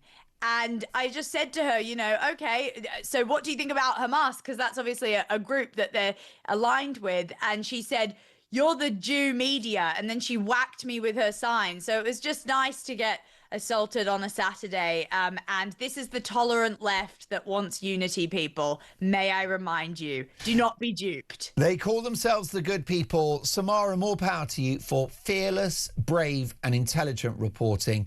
You really are an asset to this place. And there aren't many outlets doing what you did this weekend. And it was brilliant stuff. Samara Gill is our Talk reporter.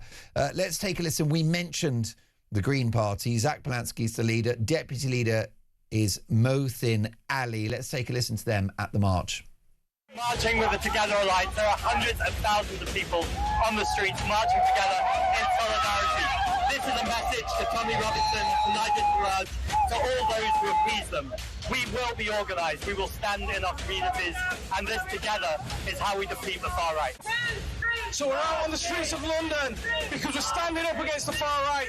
We're going to make sure that they don't have a free ride anywhere in this country. They don't walk on the streets of London without being challenged. They don't walk on the streets of any city without being challenged. We'll defeat them outside and we'll defeat them in Parliament, just like we did in Gorton and Denton. Pretty dark stuff, isn't it? I mean, so-called far right, this imaginary far right, believe in border control, sensible energy policies in a country that lives within its means, right? That's far right. Meanwhile, the far left, pro-Hamas, effectively pro the Iranian regime, pro-trans madness, which is terrible news for actual women. The list goes on. Oh, pro, by the way, communism. Let's take a voice note from Sean on this weekend's march.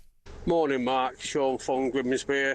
With this supposedly end the far right march in London at the weekend, to me it looked more like a 1939 National Socialist rally in Germany with chants of "send the Jews home" and the waving of Iranian terrorist flags who murder and rape women. But, if going to work every day and doing the right thing by my missus and my kids, if not wanting the state to interfere in my life and wanting foreign perverts deported, if that makes me far right, then so be it, Mark, and I'm quite comfortable for people to say that, even though it's complete guff. Anyway, Mark, great show, mate. Well said, Sean. You speak for millions. Is Britain broken? 7:47. This is Talk Breakfast.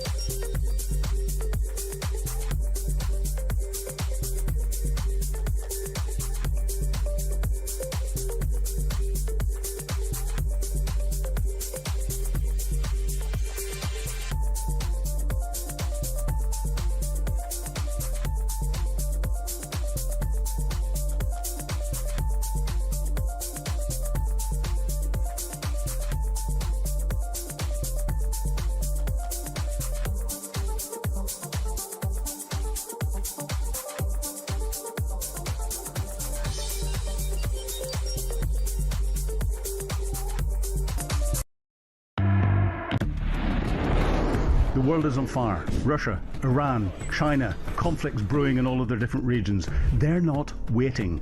But here in Britain, our armed forces are underfunded, they're undermanned, and they're underprepared. And nobody in government wants to talk about it. Well, we do. I'm Philip Ingram, and I spent my career in the world of intelligence, military planning, strategic planning, and unfortunately, conflict. This is Talk War, and this is where we analyse the conflicts shaping our world. Across the UK, on DAB+, on your smart speaker, on your smart TV, and on your side. This is Talk. 7:51, Talk Breakfast. Prince Harry is expecting an invitation to Sandringham this summer, according to press reports. Will it happen? Let's ask one of the most experienced royal journalists in the country, Angela Levin, Prince Harry's biographer. Good morning, Angela. Good morning. What do you make of this story? Well, it's Harry behaving very badly. A friend of his told the newspapers that he wants to be there. He wants to be a family in the summer, and he wants the children, everything be there, be wonderful. But actually, if you really want to speak to somebody where you know it's been a bit difficult, you talk to them very quietly. You don't go to the newspaper. He wants the newspaper to see about how unhappy the Charles is to actually behave like a father. It's just too awful for words, actually. He does it with a sort of, I'm perfect, I love my family. He doesn't. He hates them all. He won't join in with anything. He just wants to go there and get a lot of money out of his father. That's all I think it will be. And Meghan still says she hates coming. She won't come until she gets a proper apology. She still thinks she needs a proper apology 6 years after leaving, being a working royal.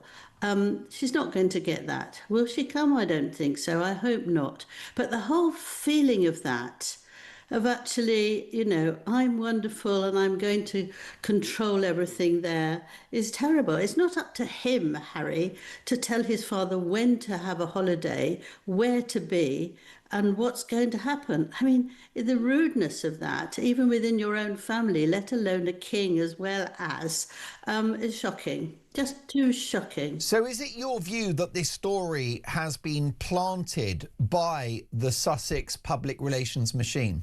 Yep, absolutely no doubt. Because it's not normal. Because also the courts, they haven't quite come back yet with whether Harry will get a load of money, he will get 24/7 people protecting him. All that's there. If he gives it to his father is so close to that he can say in court, well, his father said this and this. But because he hasn't spoken to his father, he can get out of that, which is very sensible for the king to recognise and not to do. And they can't trust him. Anything that they said, the last one was quite a long time ago, and he was promised that he wouldn't say anything, and then he went straight off to the BBC. And The Guardian. Yeah, and The Guardian. Yes, he likes them now. Of course. Well, they're the in-house publication of the Sussexes, aren't they? Yes. So that was... He's done that by chance to see if he can do that with his father. Also, they would use anything if he doesn't look well, if he doesn't feel well, if he sort of coughs or I don't know what. Yeah. He can report it and sell it to a newspaper. That's what he's like now. And with Meghan pushing him. It's so rude to do that, isn't it? It's so rude. It's very rude. It's obnoxious. It's arrogant. It's entitled. But that's Harry. Angela, you've said that the main motivation to see Charles this summer is not emotional. It's financial. How much pressure do you think Harry is under financially at the moment? Well, I think he is. But I don't know. I think they lie such a lot that they want masses of money. Meghan wants masses of money.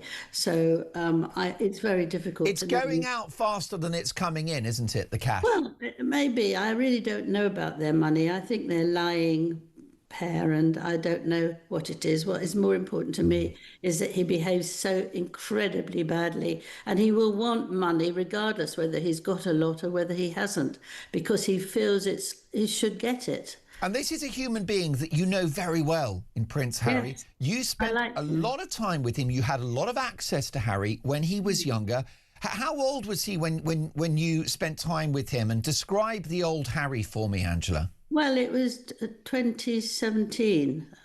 So was it just around the time that he met Meghan, or just before?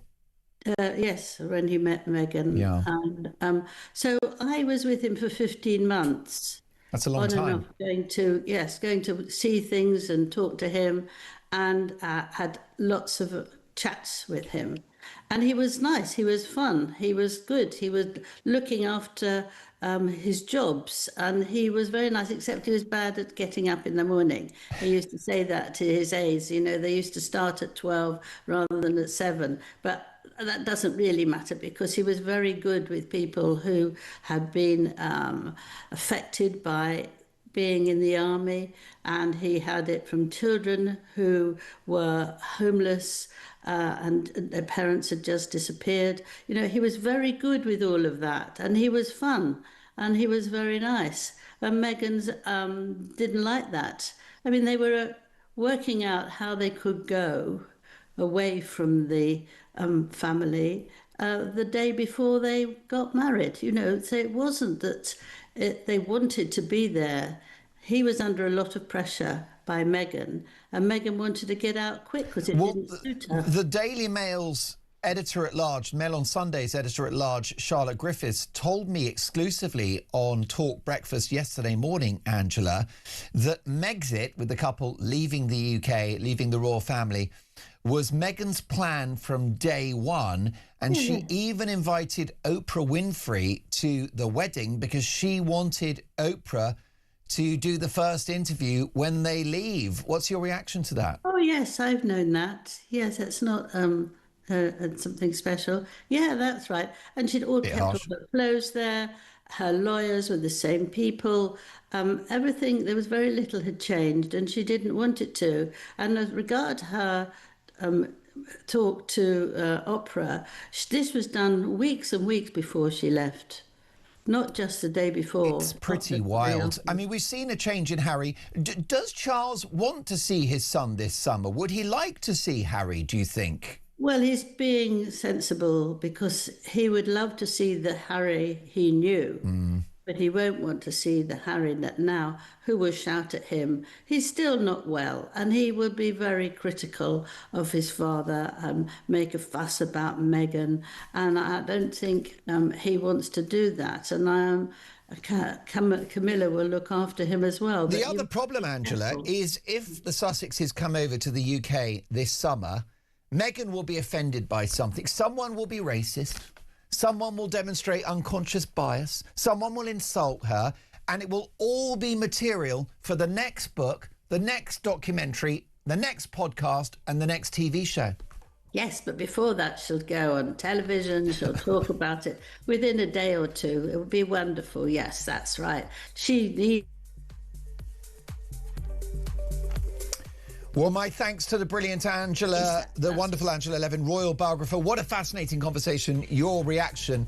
Should King Charles welcome his son to Sandringham this summer? Is it time to forgive and forget? Of course, Harry and Meghan will deny all of the allegations made in the course of that conversation. But what do you think? You guys have got common sense. You know what's exactly going on. Folks, so much going on. A very busy show. But I've got a simple question. And it's this. Is Britain broken? You're listening to Talk Breakfast.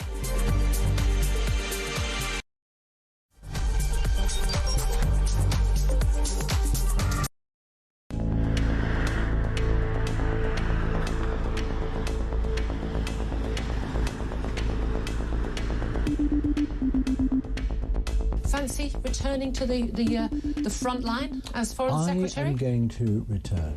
I am going to return. to the people from whence I came. Hello, I'm Peter Mandelson, and I'm proud to serve as His Majesty's British Ambassador to the United States of America. I feel a tremendous sense, a profound sense of sympathy for those people, those women who suffered as a result of his behaviour and his illegal criminal activities. And secondly, I regret very, very deeply indeed carrying on that association with him for far longer than I should have done. The Ambassador has repeatedly expressed his deep regret for his association with him. He's right to do so. I have confidence in him, and he's playing an important role in the UK-US relationship. Mandy's out 4 decades and 3 scandals, or 3 that we know about. Guess what? Number 10 knew all about it. They knew that he lived in Jeffrey Epstein's flat. Mandelson resigned from the Labour Party late last night over the allegation of this $75,000 set of payments to him from Epstein while he was business secretary, $10,000 to his now husband, a photo of him in his pants. This isn't just bad form. There are strong arguments here for him to be facing investigation over misconduct in public office. I knew of his association with Epstein, but had I known then what I know now, I'd have never appointed him. Breaking news that Lord Mandelson, Peter Mandelson, has now been arrested. So Mandy and Andy have now both had their collars felt. This is the establishment, the British establishment on trial. Came to us around about 5 o'clock when we learned that we saw footage of Peter Mandelson being led out of his London home in very exclusive Regent's Park by 3 coppers. Now we have all these allegations, we have all the documentation related to those allegations, which Downing Street is being forced to put out. The first tranche of it will be early next month.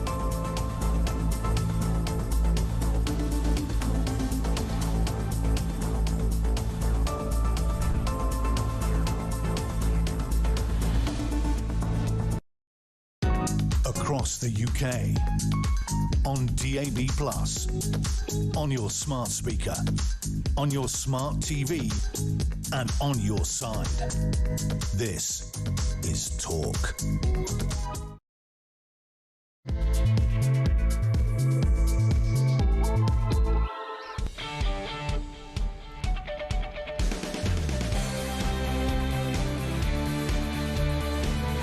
Well, top of the morning, happy Monday one and all, the beginning of a very busy week. It is exactly 3 minutes past 8. Mark Dolan in for the fantastic Jeremy Kyle for one day only. Lovely to have your company. A very big show coming up.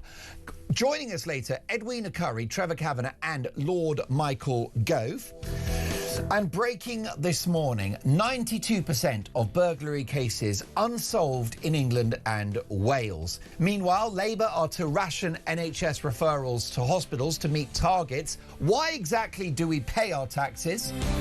The McSweeney phone theft mystery continues apace. And does the Donald have to put troops on the ground to win the war in Iran?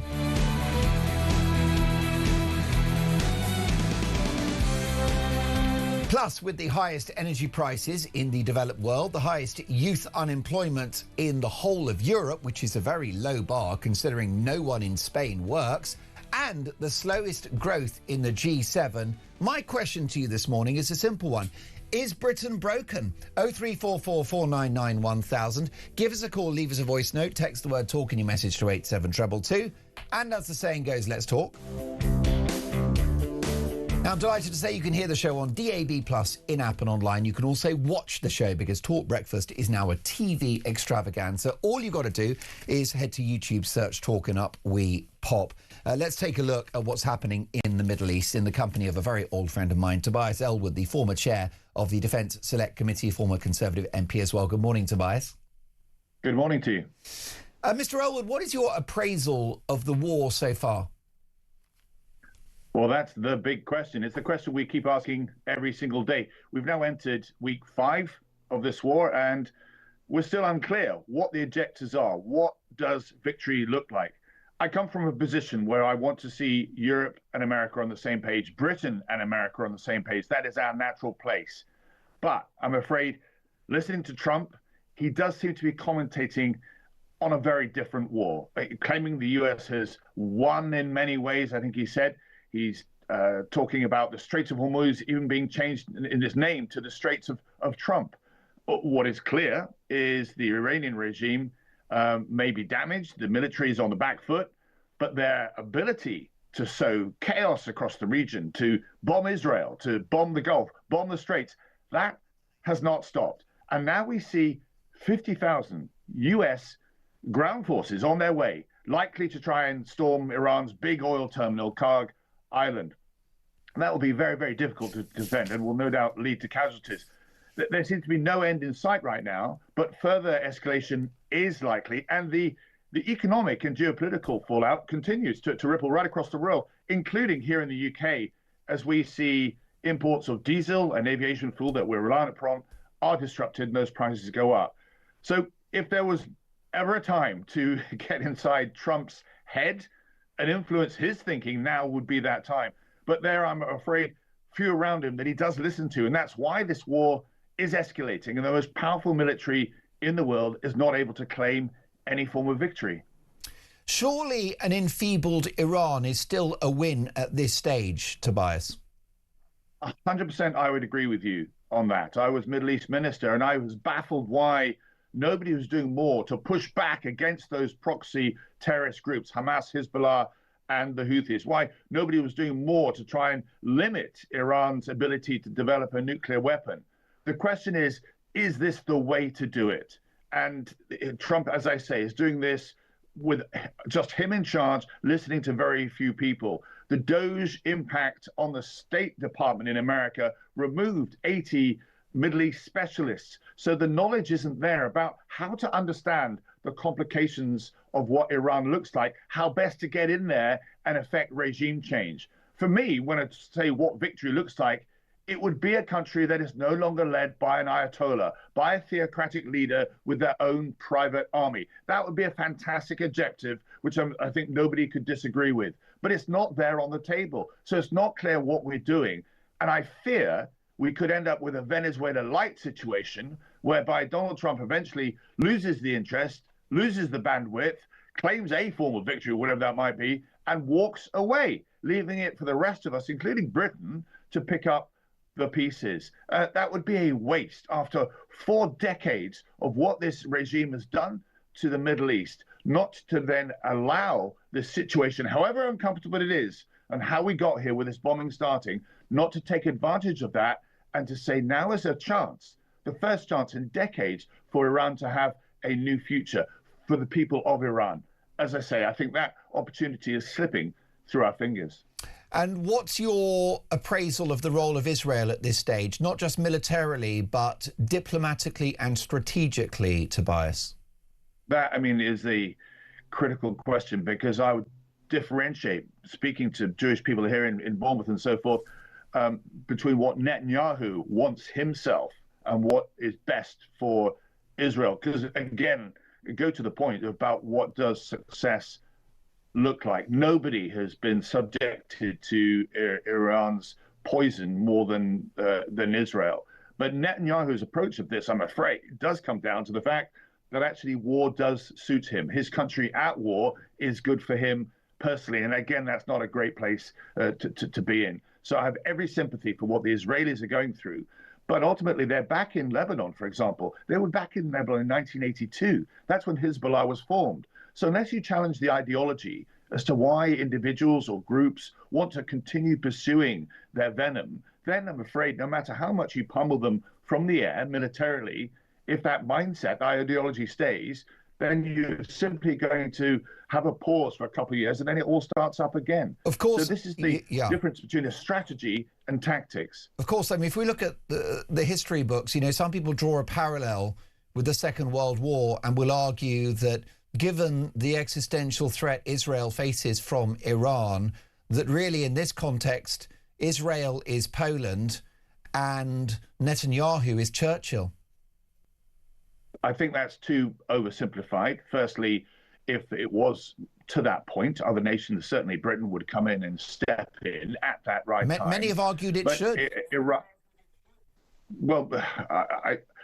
as I say, part of putting our own personnel, military personnel, in harm's way is that you firstly have a strategy to see it through, and then secondly, that the threat is there and is imminent. And talks were actually taking place prior to this, before Israel and America started the bombing. And yet now we see the bombing actually continue. Another dimension to this is Iran is making more money today in the middle of the war than it did 5 weeks ago before the war had started. That suggests that the tactics that we're using are not working, and I point back to the absence of a strategy. You point to a wider point, though, which is, what is Britain doing about it, 1939 and so forth. It isn't just Iran and what's going on in the Middle East. Our world is becoming more dangerous. And my bigger concern here in the UK is that we're not spending enough money in our defence posture to be prepared for the difficult times ahead. And that is a mammoth failure of this government. And in fact, everybody in politics, because it's been made into a political football. Let's remove that political discussion, put Britain first, increase defence spending by, let's say, 1% in income tax. That's the price of a cup of coffee at Starbucks for each of us every single day. Instead, the Conservatives will say, I promise to increase defence when I get into power, but don't say how they will do it. But that's good. But Labour won't do it because, of course, it means increasing taxes or taking money away from other government departments. Kemi Badenoch should invite Keir Starmer in to say, let's do the thing that's best for the country, because if we leave it too late, we're going to find out the hard way that our defences are not there. Tobias Elwood, you couldn't be more right. Defence spending should be non-negotiable and not subjected to the headwinds of UK politics. It should be a permanent, fixed commitment on the part of the state to invest in its military. You're very right about that. Let's take a listen to Donald Trump speaking on Air Force One at one of his improvised press conferences. Take a listen. I would only say that we're doing extremely well in that negotiation, but you never know with Iran because we negotiate with them and then we always have to blow them up, whether it's the B-2 bombers or just terminating, as an example, the Iran nuclear deal done by Barack Hussein Obama, probably the worst deal we've ever done as a country, one of the dumbest deals we've ever done. Tobias, you know how cynical most politicians can be, but if I look at Trump's position on the war, he's not gaining an awful lot domestically from this, is he? It's affecting inflation, the cost of gas in America. The Pentagon have had to go to Congress and ask for another $200 billion. There are some on the right in the US who aren't happy with yet another foreign war. So politically, Trump is not gaining anything from this. Does he therefore deserve credit for it? I don't understand how you mean he deserves credit for it. Well, because I wonder. Well, because but he's not. There's no incentive for him to have this war. So that tells me that he thinks it's the right thing to do. That it's a moral crusade. That it's a noble war. Oh no! Because I can't find any incentives. He's got nothing to gain from this. Oh no! Not just he. I mean, he mentioned Barack Obama. I mean, since 1979, Iran has caused problems to every single American president. And it began with the hostage taking and so forth, trying to get a nuclear deal, which ultimately didn't work. Iran has plagued America and indeed the Middle East. And to give him his credit, Trump was the first one to step across the line and to actually do something about it. My concern is, and I say this with a military background, is that you still need a plan. And this is where this is where the special relationship actually comes into its own. On D-Day landings, don't head for Calais, go to Normandy. Why? Yeah. Because we've got some good knowledge that that's the better thing to actually do. Had Donald Trump said, this is actually what we want to do, involve the Gulf nations who are critical in this, involve Britain and other countries to say, this is what we then need to do. We could move Iran far more cleanly and less expensively, with less cost to human lives, less cost of damage to the economy, if there was a plan. And what we saw here is perhaps him enjoying what happened in Venezuela and think, right, now is the time to do what other presidents haven't done, but he hasn't thought it through and hasn't listened to the experts to understand how complicated Iran is and how this regime has been planning for years for this eventuality, have now decentralized all control of absolutely every single weapon system, allowing a local commander to choose when they fire that Shahad 136 or not. That's the Iran that we now deal with. It requires a different approach to trying to unseat this regime than we're currently seeing simply from bombing up on high, because that is repeating the mistakes that we made in Iraq and Afghanistan. Tobias Ellwood, thank you so much for your considered thoughts on this complex issue. Tobias Ellwood, former chair of the Defence Select Committee, former Conservative MP as well. Well, folks, is Britain broken? That's our big conversation this morning. Highest energy prices in the developed world, highest youth unemployment across Europe, and that is a low bar because no one in Spain works. And, of course, a non-existent economy, right? Zero growth, inflation, the return of unemployment. Is Britain broken? Here's a voice note from Dan. Morning, Mark. It's Dan from Kent. Broken Britain. I think it's been broken for years, probably decades. And it's always limped on the fact of alarm clock Britain paying their taxes. But now we've reached a point where it's not sustainable. Our suicidal empathy with immigration, our suicidal empathy with welfare, and our suicidal empathy with net stupid. And I think we've now reached the point where it's been exposed with record borrowing from the government, and there's no green shoots in the economy. And it's going to take someone very strong leadership to turn things around. That's if it can be repaired. The Starmer's not the one. It disproved with the fact that whatever he puts through is either U-turns or his backbenchers revolt. Thank you for a brilliant voice note, Dan. Your voices are always number one on this show. Your texts, your calls, your voice notes. We're going to hear from a few public figures on the show as well this morning. We're going to speak to Claire Coutinho, the Shadow Energy Secretary and Shadow Minister for Equalities. We've got Trevor Kavanagh, Edwina Currie and Lord Michael Gove, all to come. Is Britain broken? 8:17, this is Talk Breakfast.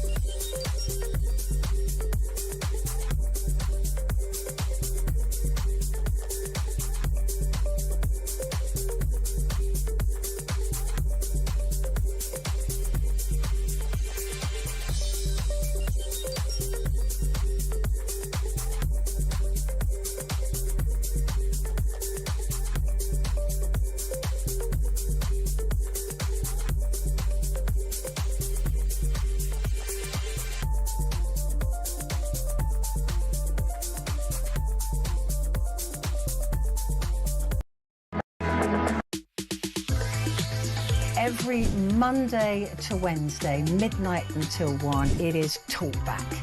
Such a shortage of housing.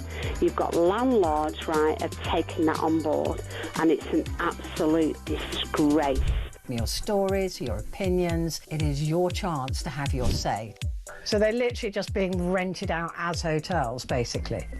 Yeah, rent a load of hotels. Well, that has really shone a light for me.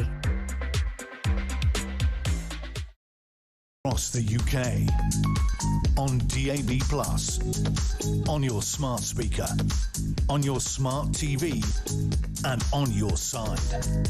This is Talk. 8:19, you're listening to Talk Breakfast. Coming up, Lord Michael Gove, Edwina Currie and Trevor Kavanagh. But the Leader of the Opposition, Kemi Badenoch, has pledged to achieve £200 off energy bills if she becomes Prime Minister by drilling in the North Sea. Let's get the thoughts of Claire Coutinho, who is the Shadow Energy Secretary as well as Shadow Minister for Equalities. Good morning, Claire. Good morning. How quickly can we drill, baby, drill? So there are two fields, Jackdaw and Rosebank, which are sat on Ed Miliband's desk at the moment, gathering dust, that could be up and running in time for this winter. That's incredibly important. The idea that you would be stalling oil and gas in the North Sea at a time of an energy crisis is absolutely mad. But more broadly, over the next 10 years, you could be raising £25 billion in tax revenue if we use our own resources in the North Sea. What we're going to do instead is send that money to Norway and places far away instead of keeping it here in Britain. And that means instead of being able to use that tax revenue to cut bills, we'll be sending it abroad. It's complete insanity, which is why we set out plans to drill more in the North Sea. That's only common sense, and also to cut bills by £200 for your average household each and every year for the next 3 years. Well, it all makes sense to me. We're hearing reports of concrete being poured into oil wells. How irreversible might some of this government's net zero policies be by the time of the next election? Well, so I'm really worried about the North Sea because the thing that we are losing at the moment is specialist skills, rigs, vessels, which are going abroad right now. We're losing 1,000 jobs a month in the North Sea, and it is hard to get those things back. It's hard to bring people back, bring that specialist equipment back. All of that is very hard to recover. So the government has to see sense. Ed Miliband has to be put back in his box. He thinks using the North Sea is climate vandalism. Even in environmental terms, that is mad. All we are doing is importing more gas from abroad, which has higher emissions. So we are calling on Keir Starmer to see sense, to put Ed Miliband back in his box and to use the North Sea to make the most of our own resources whilst we got them. I mean, there's countries around the world who would love to have the North Sea. We're the only country which is shutting down our own domestic energy supplies during an energy crisis. We have to end the madness and make the most of our own resources on our doorstep. I agree with every syllable, but Claire Coutinho, did the Conservatives open this can of worms with their slavish commitment to net zero when in power? So we've already set out that we thought the legislation for net zero was a mistake. You know, we didn't get everything right in those 14 years. When I came in to be Energy Secretary, I started a net zero reset. It was very controversial at the time, but we were always clear about the North Sea. So I was legislating to protect North Sea licences. Ed Miliband has banned new oil and gas licences. I signed off Rosebank, a very controversial decision at the time. I was told that I was going to need increased personal security because of it, but we were very clear we should be making the most of our own North Sea resources. So yes, you know, I will be the first person to say, and Kemi Badenoch has said as well, we didn't get everything right, but what Labour are doing right now with this ideological crusade against the North Sea is economic madness, as well as being bad for the environment. And like I said, you could be using that tax revenue to help people in this country. We are facing an incredibly difficult time. People on salaries of £30,000, £40,000, £50,000, not incredibly well-off people, have been told they are not going to get any help this time around. Instead, they are going to be left with a tax bill so that we can spend more on an energy bailout for people on welfare. I think that is wrong because those people are struggling too, but our plan, our cheap power plan, would not cost taxpayers a penny, and it would help everybody by cutting those taxes and levies that are sitting on people's bills, driving them up at a time when they are already struggling. Briefly, in a future Conservative administration, would you look at fracking? Is anything off the table? So I'm not ideologically opposed to it. I don't think it should be imposed top-down on communities. But the most important thing that we're fighting for at the moment is the North Sea, because the North Sea is in free fall. As I said, we're losing 1,000 jobs a month, and it is very hard to recover once you start losing all of those specialist skills and specialist equipment in your country. And everybody, by the way, is on our side. If you look at the British Chambers of Commerce, even the biggest advocates for renewables, Renewable UK, or the chair of Great British Energy, Ed Miliband's own pet project that he set up, agrees with us that you should keep drilling in the North Sea. So that is our absolute priority, because, look, if we don't change course, we might not be able to get our position back. And that's £25 billion in tax revenue over the next 10 years that they'll be coming after normal taxpayers instead. So it's absolutely vital that we fight for this and that we can make the most of the resources that we've got on our own doorstep. Most definitely. It's critical energy infrastructure, isn't it? It's our economy and it's our national security as well. Taking a look at another story, your boss, Kemi Badenoch, is making headlines this morning with a suggested ban on cousin marriage to improve UK social cohesion. I think plenty of my viewers and listeners would support this policy. Many people thought that first cousin marriage, for example, was already illegal, but it is not. So I think we should ban cousin marriage. We know that there's a much higher risk of childbirth defect in this country, and this is, something that we should be talking about. And instead, we saw last year the NHS talking about the benefits of cousin marriage, and I think that's because they're sort of pandering to the fact that we need to sort of respect diversity. But what we need to respect in this country is looking after children, making sure that we're all equal before the law. We shouldn't be pandering to particular groups. We should be looking at the overall health of the country, and that's why I personally would support a ban on cousin marriage.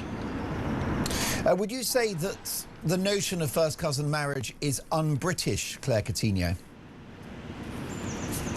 So I would go actually further than that and say there are lots of cultural practices that we have happening in this country which are undermining the overall health of society, the health of integration. And we've seen that in certain communities who've come over and not integrated well. That's why we've got an integration commission. We're looking at all of these practices, and whether it is the way people are treating women, whether it is things like cousin marriage, whether it is sort of certain levels of crime that you're seeing in particular groups, we have to be able to tackle those things. If you want a country which is welcoming and tolerant, we all need to be equal before the law. We all need to have a sense of togetherness. You can't have a sense that there are special privileges or particular practices that we don't agree with, which are being allowed for certain groups because we're too scared of saying no. We need to have robust policies that make everyone feel that this country is fair, and we cannot be allowing, I think, some of these practices to continue because it's undermining that sense that society is for everyone, and I think that's very damaging. A couple of quick ones while we have you, Claire Coutinho. Tell me about this idea of ushering in socialism as a result of changes to equality law under this government.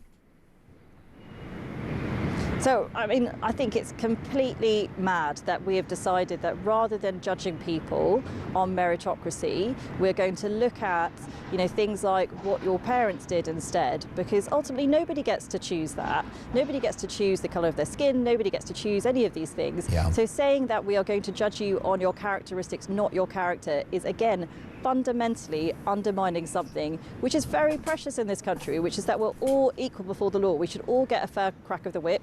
We should be judged on our actions, not our identity. And that is what equality means. And somehow we've forgotten that. And people want to push all of these other things which you can't control and say that's more important than what you personally as an individual do or achieve, and I think that is wrong. Claire Coutinho, I know you need to run very finely and briefly. You're what I would describe as a common sense conservative. Much of what you said will be music to the ears of my viewers and listeners. So why wouldn't you defect to Reform UK before May? Because I am a conservative through and through. Well, they're the real conservatives, aren't they? Let's just look at the...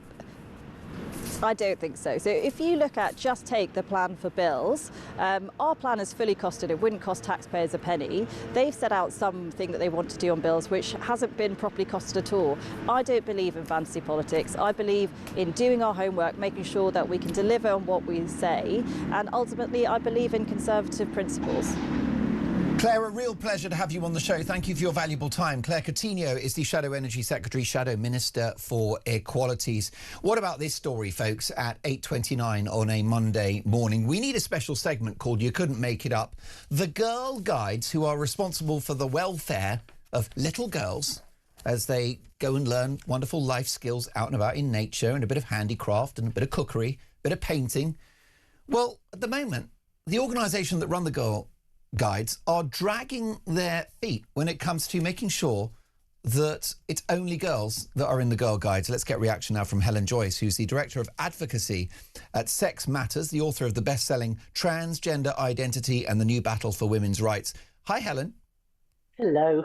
It's really good to see you. We had the Supreme Court verdict, didn't we, some time ago, making it clear that the word woman or girl means, pertains to your biological sex. So what's going on with the girl guides? Well, the thing is, they've been doing this for nearly 10 years now, saying that a boy who identifies as a girl is a girl and therefore is someone who can be admitted to girl guiding, which has a real charter and charitable objects that say that it's specifically and only for girls. And it didn't need to wait for the Supreme Court judgment. That was really only about adults because it was about gender recognition certificates. So they did something wrong 10 years ago. And they were very, very reluctant to admit that because nobody likes saying that they were wrong, but also because they had caused terrible harm. You can't safeguard children properly if you're not clear about who's which sex. So they finally admitted that under great pressure after the Supreme Court judgment. But then they had the problem about what to do about these poor little boys they had lied to and said, yes, it's okay, you can come in, we'll force everyone to pretend you're a girl. And so they're dragging their feet over that because it's so very difficult. It's real little kids that they harmed, actual individuals. So they said they'll do it over the summer holidays. I can kind of see where they're coming from. But what they need is a transitional policy to make sure that in all the camps and things that they do over summer, those boys are not treated as if they're girls. They're put in separate tents. They are not allowed to use girls' toilets or changing rooms. Everybody knows which sex every child is because you cannot keep them safe otherwise. Well, this would be the priority, wouldn't it? If you had a little girl and you sent her to the girl guides, your priority would be her safety, her well-being. Your daughter can't be 100% safe if boys are present. And it's not just boys, it's men too. They've been allowing men who identify as women to come in as guide leaders. And they haven't been telling families this. They haven't been telling them if there's going to be a specific man or a specific boy on the specific trip that their daughter is doing. I can't understand how their brains rotted to this extent. But they did. And of course, now that there's guides who are saying that this is all terrible, that it's, it's exclusionary, it's hurtful, it's hateful, it's bigoted to say that these boys must leave. There's some guides who have a little secret group who are trying to stand against it. They are trying to organise girls to make badges saying guiding against trans exclusion, as they put it. Not trans exclusion, it's a girl-only organisation. Go join the Scouts if you want a mixed-sex organisation. I mean, all I can say to you is, ideology rots people's brains. That's exactly right. If you're looking for a co-educational, co-ed setting, then you've got schools, haven't you? The point is, clues in the name, girl guides, boy scouts. I mean, Helen, I'm going to make a moral judgment here, which I very rarely do. I think this ideology is wicked, it's insane, and I think these people are craven. I think it's wicked for sure. I mean, it is wicked to lie to children. It's wicked to put little boys on the pathway that is going to lead to them very possibly going through a medical treatment that will end up with them sterile, with their sex organs removed, unable to ever have a child. That is a wicked thing to do to a little boy who doesn't have any idea what that pathway leads. So a 6, 7, 8-year-old boy who says, I wish I was a girl. You say to him, well, darling, you can't be. Everybody is the sex that they are. What's the problem? What is it that you want to do? Do you want to go to ballet? That's completely fine. You don't put people in boxes just because of what sex they are, but you do not lie to them either. So these people committed a real human rights abuse against vulnerable children. And now that they're really, they're dragging their feet on admitting that fact. It's wild. I will give you a personal story, Helen, which is I grew up with my amazing siblings, older brother, and then 2 older sisters. And I was the baby, so spoiled rotten. And my 2 sisters played with me a lot and treated me like a toy, if I'm quite honest with you. I'm sure I've got PTSD. And one of the things that used to happen when I was about 5 or 6, they used to put me in high heels and apply lipstick to my face rather overzealously. There are pictures of it. It was hilarious. It was a jolly jape. It was play. But what happened on that occasion would be a very different conversation in 2026 and a much more dangerous one. Absolutely. Children need honesty and they need boundaries from the adults around them. They need adults to keep the world safe and accurate for them, to tell them what's what, to make sure that they grow up safe and secure and confident. But a child who's given some very undermining message like that, you are a girl if you're girlish and you're a boy if you're boyish, and we don't know which boys are girls and girls are boys, and you have to look inside yourself to see which one you are. That's a child who's left ruthless and boundaryless, and who will grow up insecure and really prey to any sort of nonsense that comes along, like this nonsense. Nonsense is the word. It hasn't gone unnoticed by my brilliant engineer, Mark Gale, that I'm wearing a pink shirt, so some of it rubbed off. Helen, you know, I've asked you before where this ends. I mean, I think it will die a slow death, but only if we have courageous, heroic and articulate voices like your own. Just a quick one. No one's ever been able to answer this question. What's the agenda here? You know, what is behind gender identity ideology? Is there an effort to simply remove the concept of gender altogether?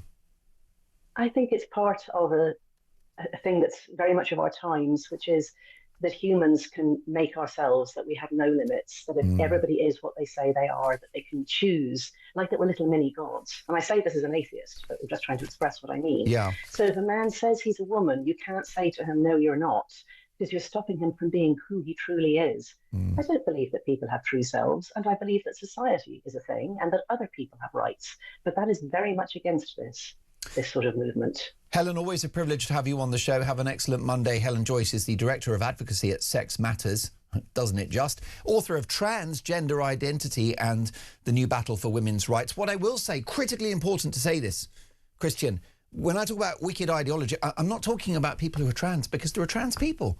And I've had friends that transitioned. So there are folk that are like Richard and it's like, actually, I'm Lorraine. Good luck to you. Good luck to you. It's a free world and may God bless you. What I'm talking about is the authorities that will not protect women and their hard-won sex-based rights, and those who get cancelled for stating biological fact. That and support and love for trans people are two very different things. Well, I should have been called dressed up, makeup at the age of 6, right? By the way, I looked terrific, let me tell you. I should have been called Mary Dolan. Well, Mary is in Hemel Hempstead. Hi, Mary. Hello, Mark. Can we talk about the NHS? Because it looks like we're going to have rationing now in the NHS, even though they've got record investment. With doctors being told, please don't send people to hospital. What's your reaction? Well, I've got a couple of things to say about regarding, well, a couple of things anyway. The NHS, I'm beginning to wonder if the Labour Party are trying to privatise it. Now, back in when Tony Blair was in power, as soon as he got in, he got rid of 2 of our hospitals. We have now just one hospital in Watford, which we all have to go to if we need it. There were about 40,000 people in our particular area, but the St Albans Hospital went and the Hemel Hempstead Hospital went, and we now all have to go to Watford. Now there's over 90,000 people here. Ridiculous. So then, so now we move forward to today, and they're making it so difficult. I understand 2 GP surgeries are closing a week. Now we've got more people coming over, but we've got surgeries closing. Now we have, and there was an announcement last week to a friend of mine, her surgery is closing along with another one.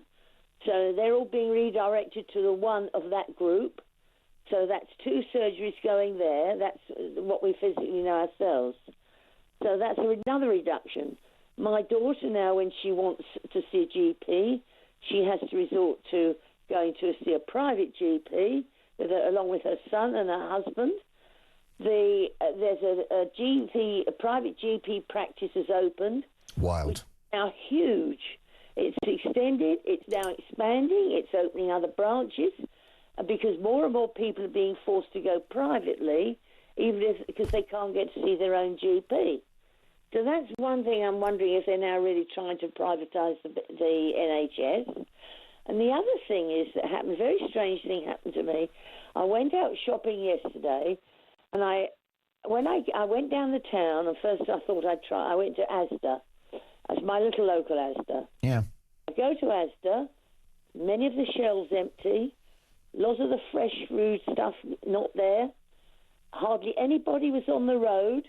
Hardly anybody was in the town. And it felt very strange. At first I thought it was in a bank holiday and that the shops were closed, so that's why there were not many people about. So I then went on to Sainsbury's. Same thing there. Hardly any traffic on the road. Very low on stock. And I'm beginning to wonder now if it's filtering through the decimation that they've caused with the farming industry and the solar farms. I'm beginning to wonder now if it's beginning to filter through that we're now not going to be getting the stuff that we have or that we've been used to getting. Simple things like cabbage. I totally agree. I mean, Mary, you live in the real world, unlike those who govern us. And I agree, our town centres are hollowed out. I think there's an impact on farming, most definitely. But also the high street, the taxes they have to pay, they're closing down. They're all shuttered. It's charity shops and betting shops, and that's it. We're losing pubs. 1 in 5 hospitality venues faces closure this year. Let that sink in. That came from the Woke Guardian, by the way. And it is wild. So, Mary, I'm so glad that you're giving us these real-world examples of what you're seeing, because the public aren't stupid, right? You've got a brain in your head. You've got your eyes to see. You've got your ears to hear. You get it.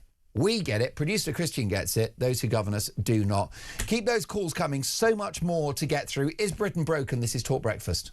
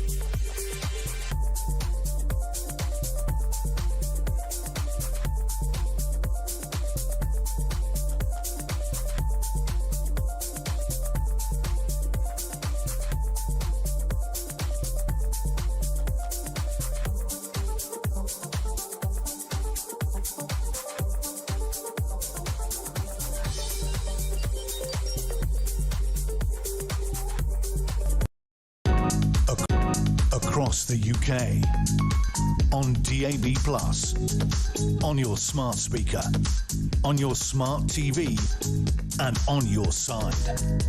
This is Talk.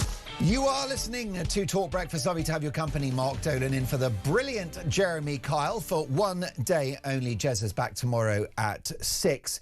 Well, there was this rather strange so-called anti-racist march in London this weekend. Very intimidating. A hotbed of anti-Semitic sentiment. Not very British, if you ask me. Certainly not very progressive. Here's a voice note from Wayne. Morning, Mark. It's Wayne from Erdington in Birmingham. Unfortunately, mate, Britain is broken. I live in Birmingham. I see it daily. But look at all them wallies marching on the streets of London. These silly middle-class idiots that have no idea what they're marching for. Keep up the good work, Mr. Dolan. You're a top bloke. Ta-ra, mate. Oh, you're very kind, far too kind, but I appreciate it. Wayne takes one to know one. Kemi Badenoch, leader of the opposition, tells the Sun newspaper she will axe VAT on energy bills. Will that make the difference? I've got a simple question for you this morning. Why, in an energy crisis, are we not drilling for our own oil and gas? Who better to answer that than the highly respected independent energy analyst, Catherine Porter. Good morning, Catherine. Good morning.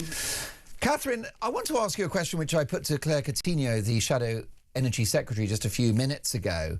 How irreversible could some of the current administration's net zero measures be by the time of the next election?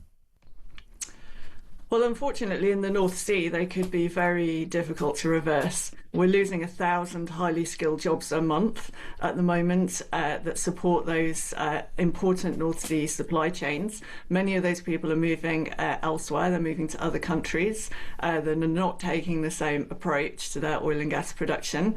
We've been seeing rigs leaving the area, and they will be very difficult to attract back once they're gone. And also we're seeing companies shutting down operations and moving entire divisions overseas. So, yeah, I mean, we are starting to get to a point of no return. And the really ham-fisted aspect of all of this is that, in fact, it's those oil and gas companies that help to subsidise green renewables. So even if you're crazily pro-net zero, you're still shooting yourself in the foot. Oh, look, I mean, there's nothing rational about the government's energy policy right now. If you listen to Ed Miliband, what he says is that we must get more renewables and that we need to electrify. Now, he has a plan to have the electricity system 95% electrified by 2030. But that's less than 20% of UK energy demand. So his electrification plan, in heating, he wants to install 600,000 heat pumps per year. It will take 47 years to do that, to install heat pumps in our entire housing stock at that rate. And we're not even anywhere close to meeting that rate. There's no equivalent plan to electrify transport and industry. And so his own policy has this massive black hole at the centre of it. It guarantees a need for oil and gas for half a century, and yet there's no plan to secure it. Now, Catherine, I sat in the studio when I was hosting Drive Time during the pandemic, and anybody that was focused on an evidence base in regard to the virus and the effects to, efforts to control it, anyone that looked at the evidence base took the view that lockdowns were a bad idea because it would be more harm than good. The medicine was worse than the disease. Is that what we're looking at with net zero? Would the argument for net zero disappear if you were exclusively evidence-based? Yes, and it's very interesting. So I've offered a free hour of my time to any MP or peer that wants to be more educated about the energy markets. And some of them have taken me up on it. And it's been quite interesting to see their reactions. It has been surprise. It's been shock. One individual asked me if I didn't maybe think that people were being misled about energy. So I think it's very much a case that both within Westminster and Whitehall, there are too few people with a science background that can say, hang on a minute, this really doesn't pass the smell test. If we're being told renewables are so cheap, we have record levels of wind and solar on the grid, and yet our bills keep going up. Even when gas prices were coming down, before the Iran war started, gas prices were back to their pre-Ukraine war levels. And yet we hadn't seen anything like a similar reduction in our bills. So, once you actually start to dig into it, even in a fairly superficial way, you begin to understand that the narratives that you hear from officials and from the government just simply don't make sense. Are there arguments in favour of net zero? Some, I think, suggest figures of 40 or 50% of our electricity comes from green renewables. Is that true? And is that a compelling case for these policies? No, I mean, the cost of that is insane. Everyone fixates on the way the wholesale price is formed and based on marginal pricing. And they sort of have implied that this is some bizarre quirk of the British electricity market. Every commodity market in the world that's freely traded uses marginal pricing. The price of coffee traded on the commodities exchanges is based on marginal pricing. The same with wheat and pork bellies and gold. And everything is just based on marginal pricing. Actually, probably not gold. I think that trades more as a currency. But anything that's really trading as a commodity, oil and gas and coal, everything. And so it's not bizarre. Wholesale prices in the price cap period that just begins this week, this was set a few weeks ago, so April to June is, we know what it's going to be fixed. And of that, the wholesale element is 35%. And where the costs are really going, network costs and policy costs are making up about 40%.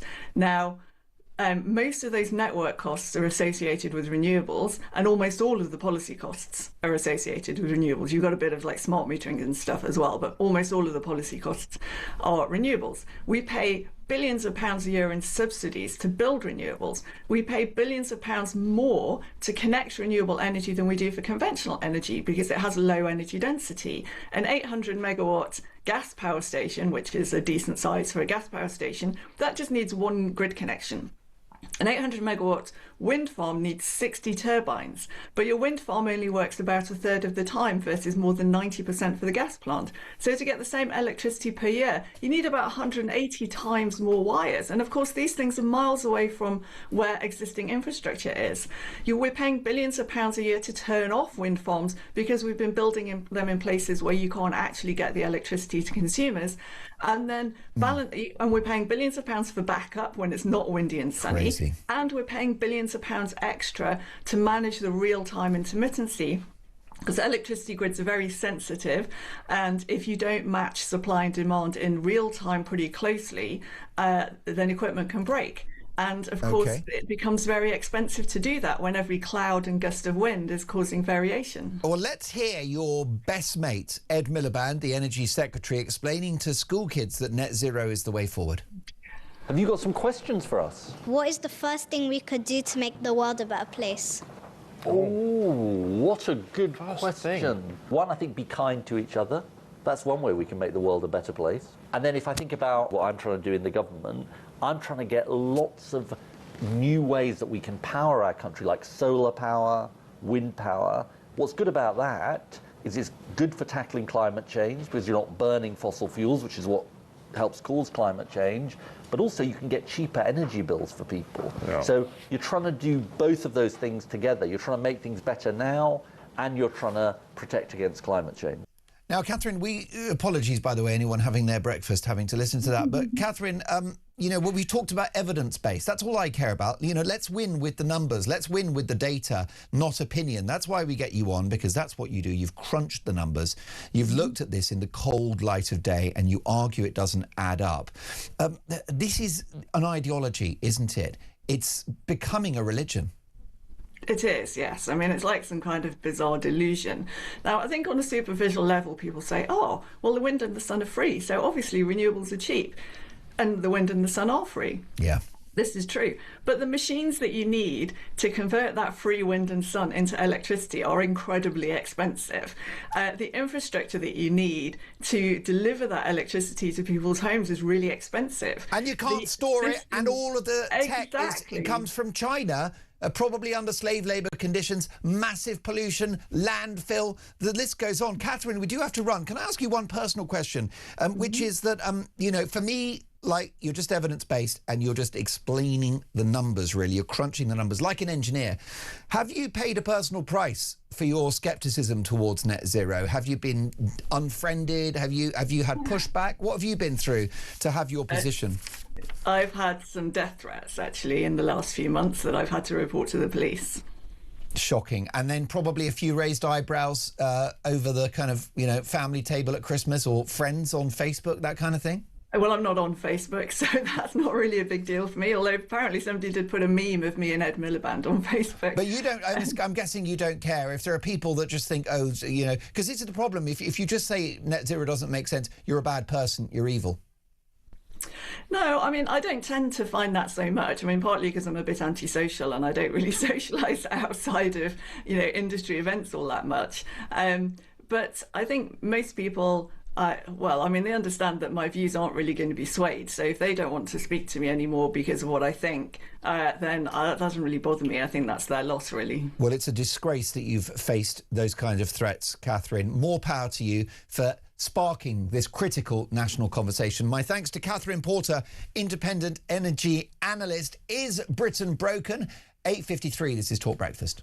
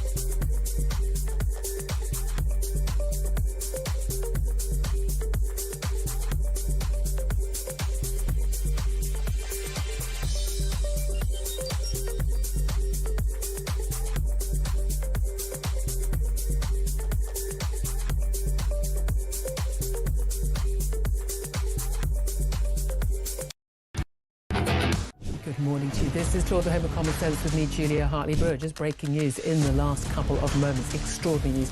Not just that the police have arrived at the Sandringham estate where Prince Andrew, as was now Andrew Mountbatten Windsor, is currently living since being thrown out of the Windsor estate. The police have arrested Andrew Mountbatten Windsor. It's an extraordinary revelation. And certainly what's been contained in the Epstein files was released in the last few weeks. It's his 66th birthday today. What a birthday present that is.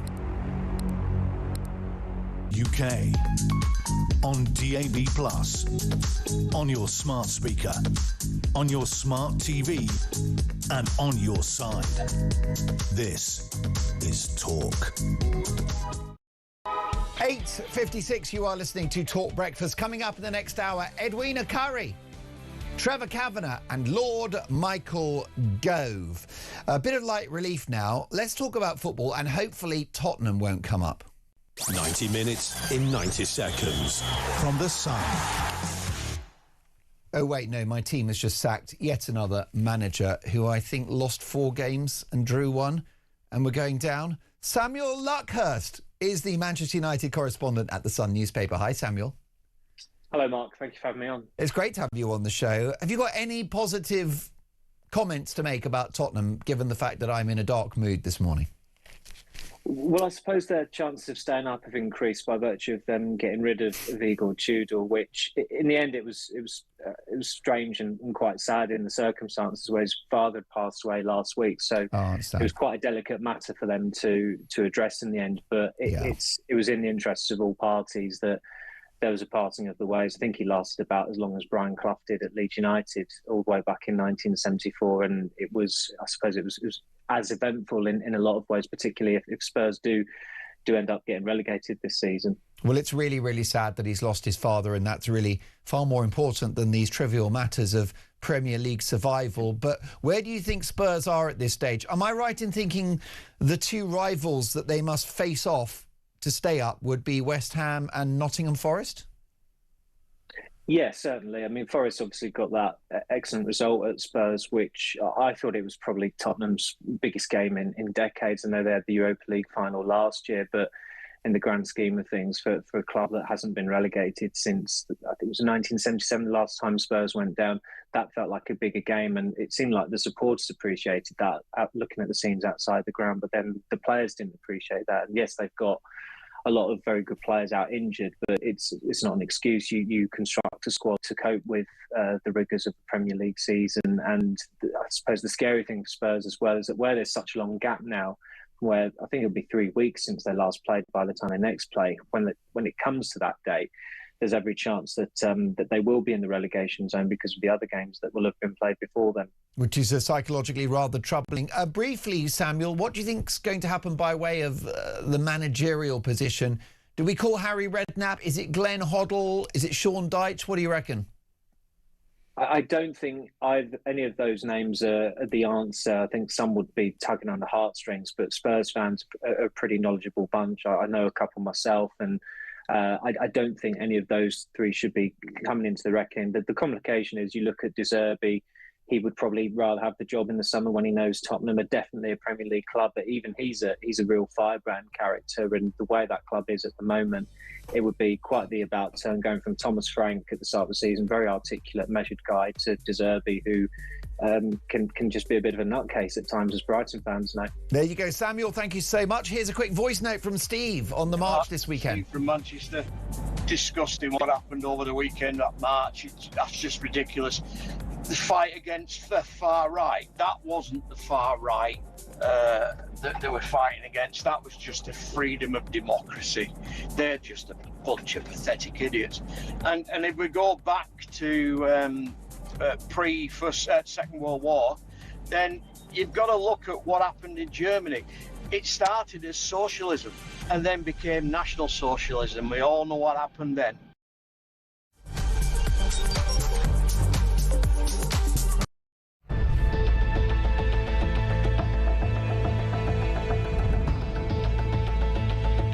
Over the past 36 hours, the United States and its partners have launched Operation Epic Fury, one of the largest, most complex, most overwhelming military offensives the world has ever seen. Nobody's seen anything like it.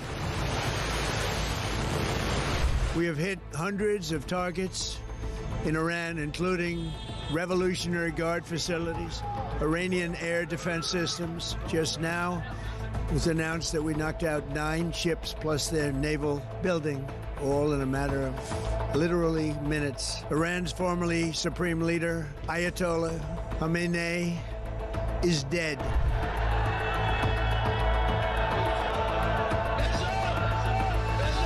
I spoke to you about the situation in the Gulf and explained that the United Kingdom was not involved in the strikes on Iran. That remains the case.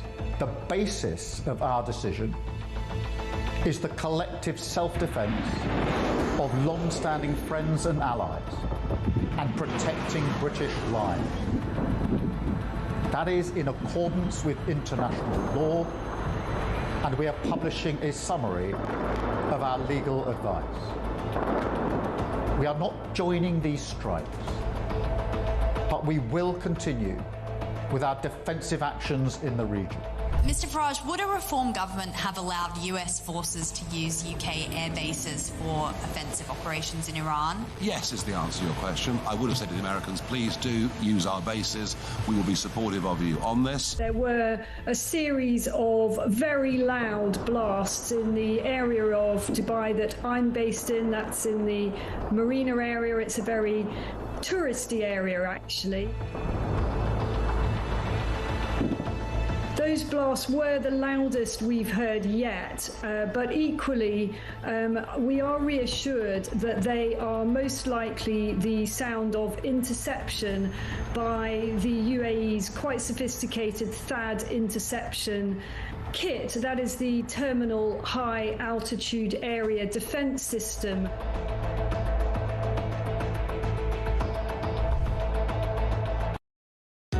Across the UK, on DAB+, on your smart speaker, on your smart TV, and on your side. This is Talk.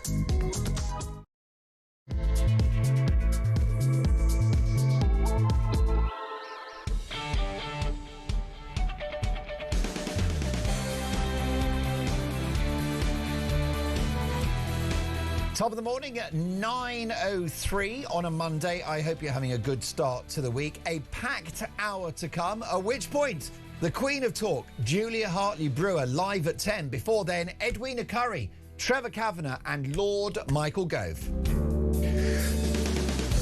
So breaking this morning, and 92% of burglary cases remain unsolved in England and Wales. Meanwhile, Labour are to ration NHS referrals to hospitals to meet targets. Why exactly do we pay our taxes? The Morgan McSweeney phone theft mystery continues apace. Time, I think, to bring in Miss Marple or maybe Inspector Clouseau on that one. And does Donald Trump have to put troops on the ground to end the war in Iran? Meanwhile, with the highest energy prices in the developed world, the highest youth unemployment in the whole of Europe, and the slowest growth in the G7, I've got a simple question for you at 9:04 on a Monday. Is Britain broken? 0344 499 1000. Text the word talk in your message to 87222, or send us a voice note, which is exactly what Rick has done. Rick's a bit unhappy, I should say, about the Tories offering to remove VAT from fuel. Take a listen. Morning, Mark. Great show. I'm sick of hearing this £150, £200 energy saving in a year or 2 or 3. I mean, come on. This country is on its knees. This country has been invaded. People are being attacked and killed. The governments are lying. And all they seem to think that we care about is £150, £200 off our bills. Are they for real? We don't care. I'd rather pay £1,000 more to get this country back to normality. This is ridiculous. And I'm sick of them talking to us like we're stupid. Rick, you're right. Your anger is justified. You get it. Those who govern us don't. It is disgusting. And I know a lot of people that will pay £1,000 just to make this madness stop, whether it's, you know, our energy policies, whether it's open borders, whether it's wokery in our public institutions, whether it's the horrific economic policies which are making all of us poorer. Really, the list goes on and on. Is Britain broken? Well, yes, says Ian, broken more than it's ever been. Most telling is those who deny that it is. It's the magnitude of the denial that's the most telling and irritating to those who are not under the spell. You're so right. Well, that is classic gaslighting, isn't it? Now, you can hear this show on DAB+, in-app and online. But if you'd like to watch Talk Breakfast, head over to YouTube and search Talk and up we pop. And that would be a good idea, because in this hour, you'll get to see Trevor Kavanagh, you'll get to see Lord Michael Gove, and you'll get to see Edwina Curry, who joins us now. Good morning, Edwina. Good morning. Good morning, Mark. Good morning, everybody. Well, welcome. And it's a very cold Derbyshire here, I can tell you. It's only 7 degrees out there. Yes, the temperatures are yo-yoing a bit at the moment, aren't they? Well, it really makes one think very hard about our fuel prices. So I don't entirely agree with what Rick was saying. Yes, we may be being invaded, but actually we've got to pay to heat our houses, and the cost is going up and up and up. It most definitely is. What do you make of Kemi Badenoch's position on net zero, for example, and her clear message of drill, baby, drill, Edwina? Well, I think there are two things we should do on top of everything else that is happening. On top of what the government wants lots more wind farms, right, OK. It wants lots more solar. Well, that's a bit problematic if you're going to put it on farmland, for example, when we also need food security. But there are two things that we really need to do. We need to use the assets in the North Sea. And this government, the current government, has absolutely refused to do that, so that companies are moving out of the North Sea. They don't like the tax regime there, and they are busy going off and drilling somewhere else. So some other country is benefiting from that. And that we also need to be doing far more nuclear. And I say that living in Derbyshire with Rolls-Royce down in Derby waiting to go. They've got small modular reactors. They've been waiting to go for years. To be absolutely fair, it was the last government as well that was dragging its feet. But this government should have been putting orders in. They should be saying to the companies, right, you know, you can plonk them wherever you like, provided it's somewhere on the national grid to save us money and having to connect up a lot more and spend more money putting in pipelines and all that kind of stuff. But we could get on with it. Please get on with it. Rolls-Royce said a couple of years ago that they could have had new modular reactors online by 2030. And the orders have still not been placed by the government. So, you know, there's a lot you could do. I have to say, I declare an interest. I've had electric cars now for nearly 10 years, so I can drive rather smugly past petrol stations, and I like my electric car and I'm very happy with it. But not everybody's in that situation. And of course, we do still need oil and gas for heating and generating electricity. So for heaven's sake, don't say no to it. Say yes, please. That's right. You've got an electric car. You're Elon Musk's best friend. You're propping up his business model. But I'm not. You used to have a Tesla, didn't you? No, I've had Teslas until a year ago, and then I got fed up with Elon Musk. And now I have a Volkswagen. He saved free speech. Well, he may have done, but a year ago he was being an absolute pain in the fundamentals, and I decided I did not want to put any more money back into his pocket. And I looked around, and there have been considerable developments in really high quality EVs, and I've now got another one sitting on the drive there, plugged in. Edwina, congratulations on that, on your mean machine. Kemi Badenoch has said that the country faces significant challenges and problems, but it's not broken. Nigel Farage says it is broken. Many of my viewers and listeners feel gaslit to be told by politicians that the country is not broken. Well, I think the country is broken, or this is broken, or that is broken, or not fit for purpose. They're just slogans. What you have to do is identify a problem and solve it. and solve it.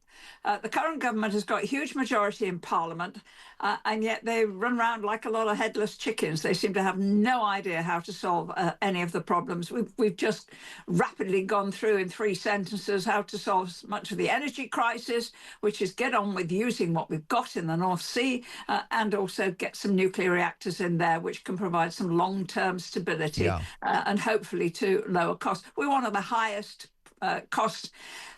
energy cost countries in the world, and it is extremely damaging for business and for industry. And so in that sense, where we are is not great. Where we could be much, much, much better. I noticed that one of the issues that you're concerned about today is about burglaries and the police not solving burglaries. And in the end, we have Home Secretary. We've had an awful lot of Home Secretaries, and each one's turned out to be more useless than the last. But Home Secretaries should sit down with the Chief Constables and say, look, you've got some targets. Forget the diversity targets. Forget having women or whatever in senior positions. Use that money instead to go and solve some burglaries. Go and make the streets safe. Go and tackle knife crime. Go and do something about the issues that are worrying people. It really, that's the sort of thing that leaves people feeling either secure and safe and comfortable or really very, very worried. Edwina, you sat in the House of Commons in 1987 after that landslide election victory, Mrs Thatcher's third election victory, at which point, and of course you served in her government, the UK was a global economic, cultural, diplomatic and military powerhouse. We even won a war that decade. We had sky-high growth, low unemployment, inflation was under control. The music in the charts was particularly entertaining. You could hear the lyrics. Do you feel that our story since, let's say, 1990 has been one of decline? Well, I'm not sure which date you would actually pick. By the way, in the 1980s, inflation was regularly at about 10%. It was high, but it had been much higher under Labour, and it was slowly coming down. You know, actually getting things right, Mark, you can't just do it with waving a magic wand. You actually got to push hard and get people to change the way they're thinking, the way they're behaving. The key difference then was Margaret Thatcher was really very hard indeed on public spending. Mostly the answer to more public spending was no. But if it was needed, as for example with the military, she would get on with it. And funnily enough, I was in the health department, and we were able to persuade her that with a rapidly growing population of old people, we are going to need to spend a lot more money on healthcare of various kinds. And we did. And it was the first time when I was the health minister, the first time ever that this country spent more on health than it spent on defence. Now there's an enormous gap. And really, we have to think about how that money is getting spent. People forget Mrs Thatcher invested heavily in public services. The welfare state actually grew. And you mentioned inflation. I mean, it was 4.2% in 87, which sounds high, doesn't it? That's double the Bank of England's target right now. But inflation was tolerated more comfortably in the 80s because people were less leveraged. Well, also, I think the public were spoken to like intelligent human beings. Margaret never talked down to anybody. No. She explained things in simple terms, which is fine. But what we're getting now is a load of obfuscation, a load of absolute rubbish being taught by government. I look at Rachel Reeves, and I've seen a meme on X that has that we're aiming to fire, that Trump is aiming to fire Rachel Reeves at the Iranians in an effort to wreck their economy. And I'm thinking, yes, please do that. Please do that. They have no idea. You cannot at the same time increase taxes, put up benefits, make it easier for people not to work, make it people better off if they're not in work, be cruel and rotten to those who do need the health service and tell them to wait longer, and tell the GPs who are being paid an absolute fortune that they can stay at home. You can't do all of these things and satisfy everybody and then wonder why the economy is in a mess. And people like Rick feel that everything is in a bad state, because very often people like Rick are absolutely right, and they're voters. Edwina, always a delight to have you on the show, and I'm beginning to consider forgiving you for beating me on Celebrity Mastermind all those years ago. I won Celebrity Mastermind twice, so you weren't the only one. You've done the double, just like the Arsenal. Edwina, we'll catch up soon. Lovely to see you again. Have a good Monday. Edwina Curry, former Conservative government minister, best-selling author, and let's not forget, brilliant radio broadcaster as well. Do you remember her show on 5 Live at the weekends? That was when 5 Live was good. Luckily, you don't need any of those channels now because you got Talk, the home of common sense. And in this hour, Lord Michael Gove and Trevor Kavanagh. Is Britain broke? This is Talk Breakfast 9:15.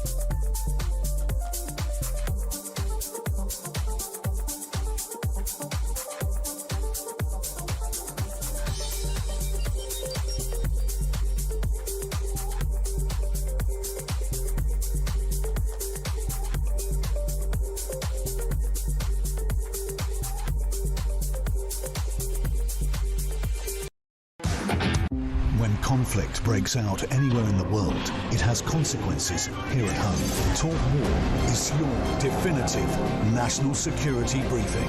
From the conflict in Ukraine to the tensions in Gaza and the latest escalation with Iran, this is where you'll find comprehensive comment and expert analysis with multiple updates throughout the day. The Talk War podcast from Talk, available on the Talk app or wherever you get your podcasts.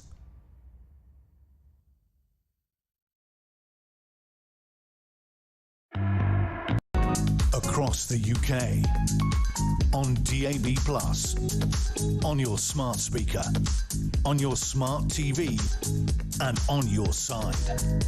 This is Talk.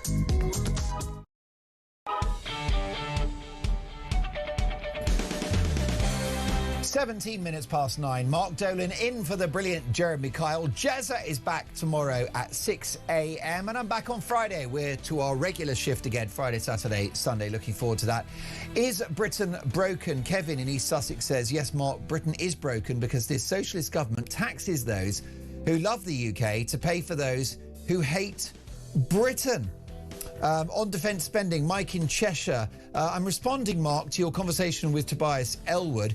He says we need to spend the cost of a Starbucks coffee per person per day in extra tax. I can't afford it. How about saving money by spending less on benefits and immigrants? Mike, I completely agree with you. Is Britain broken? Here's Darren. Morning, Mark. Darren from Warsaw. You're asking the question today, is Britain broken? That's laughable. It's down the toilet. And by the way, you should have asked that Tory wet Tobias Elwood. It'd be better off in the Lib Dems why Britain is broken. Good grief. And no wonder why they're tanking in the polls when they had clowns like him in the party. Well, thank you for that, Darren. I'll be asking Michael Gove, Lord Michael Gove, in just a few minutes' time, why the Conservatives shifted leftwards whilst in power. It's a breach of the Trades Description Act, isn't it? Calling yourself the Conservatives, but being left-wing. 9:19. I'm delighted now to head to another story. Did you see what happened this weekend? The Be Kind crowd were out in force, right? These are the so-called anti-racists, who, by the way, are very racist because they hate Jews. They were in central London with their message of peace in what became an incredibly violent and threatening atmosphere. Here's a clip. Samara Gill, our talk reporter, went down. They don't care about Jews, they just care about weaponising our trauma, weaponising our grief, weaponising our identities to push their own agenda. Doesn't it just mean a state of Israel? Anti-Semitism, sorry? Doesn't it just mean the right for Israel to exist? Is Hamas a terrorist group? No comment. 100% freedom is another person's terrorist. Trevor Kavanagh, former political editor at The Sun newspaper, joins me now. Trevor, these people aren't just deluded and wrong, they are scary and dangerous, aren't they? Because they're illiberal and they've hitched their ride to some decidedly un-British values. Yes, indeed, all of that. But in addition, the very large numbers of them that amassed in this crowd here, and the total ignorance of those who took part, which was encapsulated in that question and answer about whether Hamas were terrorists, and the answer was no comment. I mean, if you come out to a demonstration like that without a view on whether Hamas is a terrorist organization or not, then you shouldn't be there at all, and nor should any of the other ones. Yes, this is not a political position. This is an ideology, almost a religion, Trevor. Yes, it's a form of mass hysteria, and it's being whipped up on social media with no basis of actual argument or common sense. If you interview these people on the program, as we've just seen, they have no answer. They don't know what they're protesting about. They are there almost like a sort of Beatlemania crowd who are in a state of, as I say, mob hysteria. To what extent is this pathology a threat to our democracy, Trevor, or does that overstate it? No, it doesn't overstate it. I think it's very serious because these people are going to vote at some point in the next general election. And the way they're moving is in the direction of that sort of madness of the Green Party and Zach Polanski, who is prepared to embrace almost any extreme ideology in order to win votes, and is doing so to the amazement of those who have watched politics for many years. And usually people react to the policies on offer and the record of the parties involved.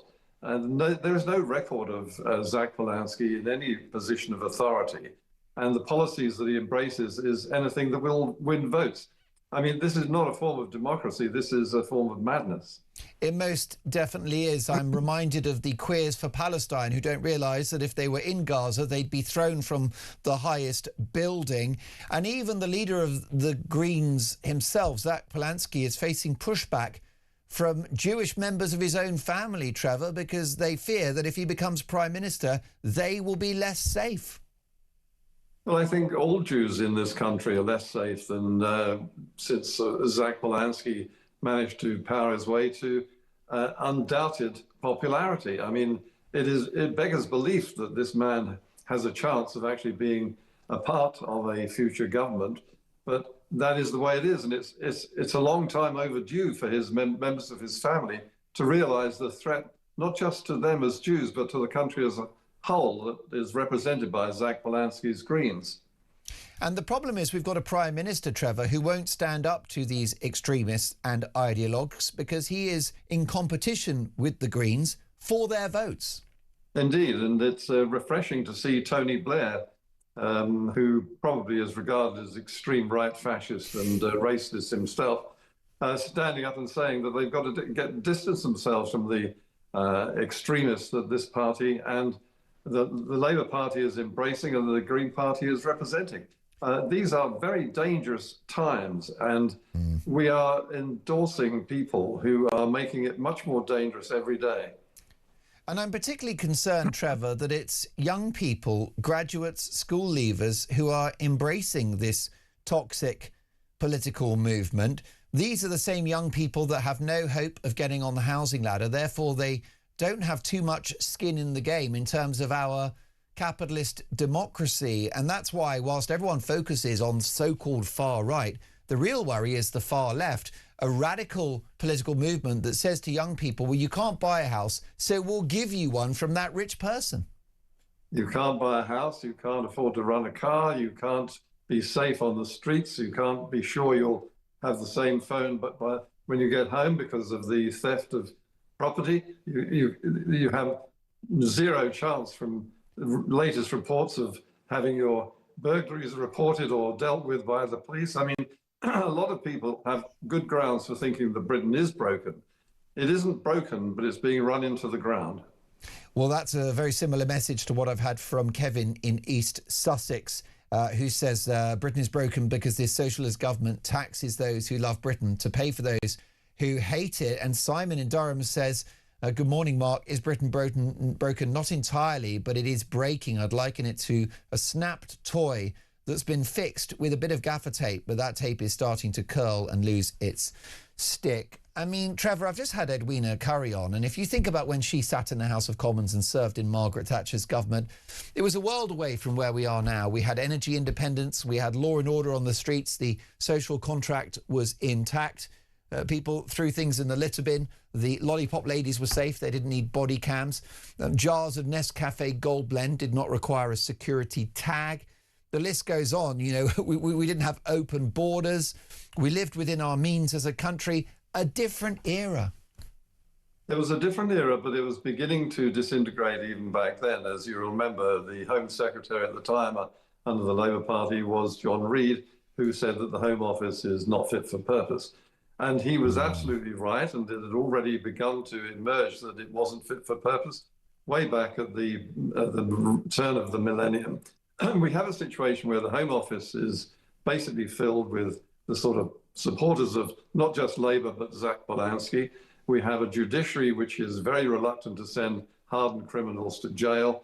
We have a police force across the country which is reluctant to actually pursue the job of being a police officer, to arrest and detain and charge and put people in the dock. And that is the core of our problem.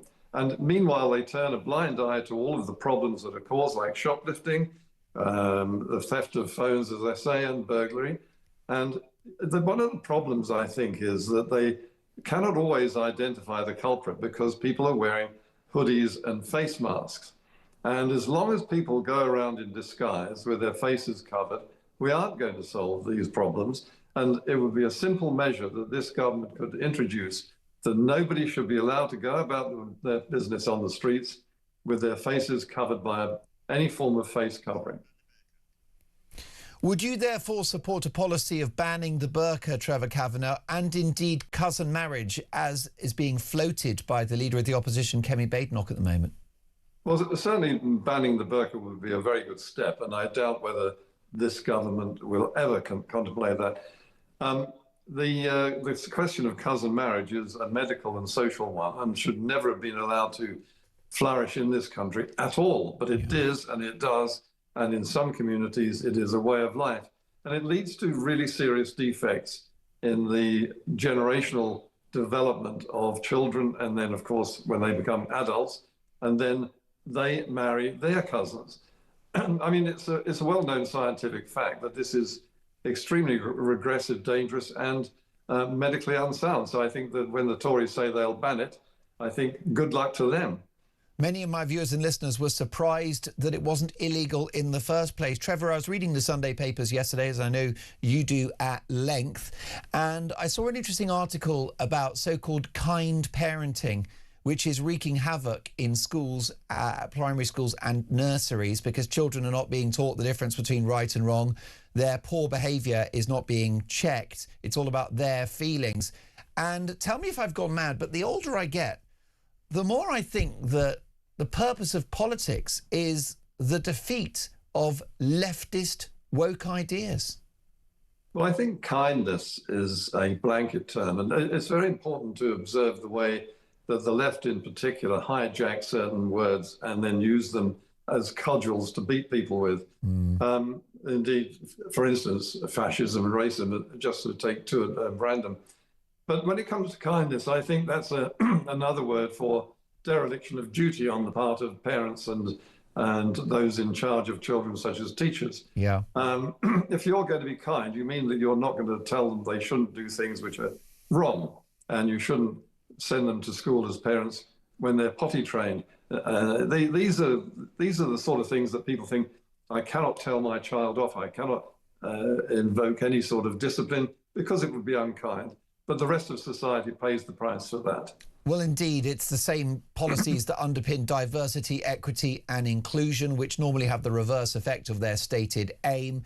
It's the same reason why we have the pathological empathy, which has led to open borders, Trevor. I think it's sick. I think a lot of those people on the march at the weekend are not right in the head, and I'm certainly going to use this platform to defeat these damaging and ruinous and very un-British ideas. What about the future, Trevor? I mean, I've got Lord Michael Gove on the show in a few minutes' time, and one of the first questions I'll be asking him is why the Conservative Party shifted leftwards themselves whilst in power. Net zero, unchecked illegal immigration and legal migration, wokery in our public institutions. Why do you think the Tories shifted left in power? Well, I think Michael Gove is exactly the person to answer that question, because he was the very embodiment of those on the left of centre, although sometimes he was on the right when it came to Brexit, as an example. But he is one of the people who genuinely is a kind person, I think, and avows kindness to other people. But we are in a situation now which, as I've said before, is very dangerous. And while I think you'll find that Michael will be optimistic about the prospects for the future, I think that the omens are extremely dangerous and worrying, and I think there are very few indications that we're going to pull this out of the fire. I fear you're right. I share your gloomy prospect there, Trevor. Before we let you go, I have to differ with Edwina Curry, who said, well, you know, expressions like Britain is broken is unhelpful. Well, no, I think it's important to say that Britain is broken because there needs to be a solution. There needs to be drastic change. And, you know, just looking at that, you and I have discussed Shabana Mahmood in the past, the Home Secretary, and you've said that whilst you don't necessarily share her politics, that she's a very impressive politician. And I think her proposed changes to the rules around indefinite leave to remain were very welcome. This would involve waiting 10 rather than 5 years to settle in this country based upon preconditions based around your economic circumstances, the absence of a criminal record and the ability to speak the language to a high standard. It looks now like Sir Keir Starmer may not adopt these changes, and that doesn't bode well for the future. The Centre for Policy Studies thinks that that could come at a long-term cost of £250 billion. Yes, and I think that the reason that Sir Keir Starmer and the Labour government will not act in the way that they should with common sense and purpose is that they are beholden to the very people that should be affected by this. And their votes count for Labour. And again, I refer back to Tony Blair's remarks over the last day or so, saying that they should distance themselves from these ideologues on the left, on the Muslim front and extremism generally, and stand up for Britain rather than from those who are trying to be the tail that wags the dog. A titan of political journalism, a titan of Fleet Street. My deep thanks to Trevor Kavanagh, former political editor of The Sun newspaper. Next up, Lord Michael Gove. It is 9:33 Talk Breakfast.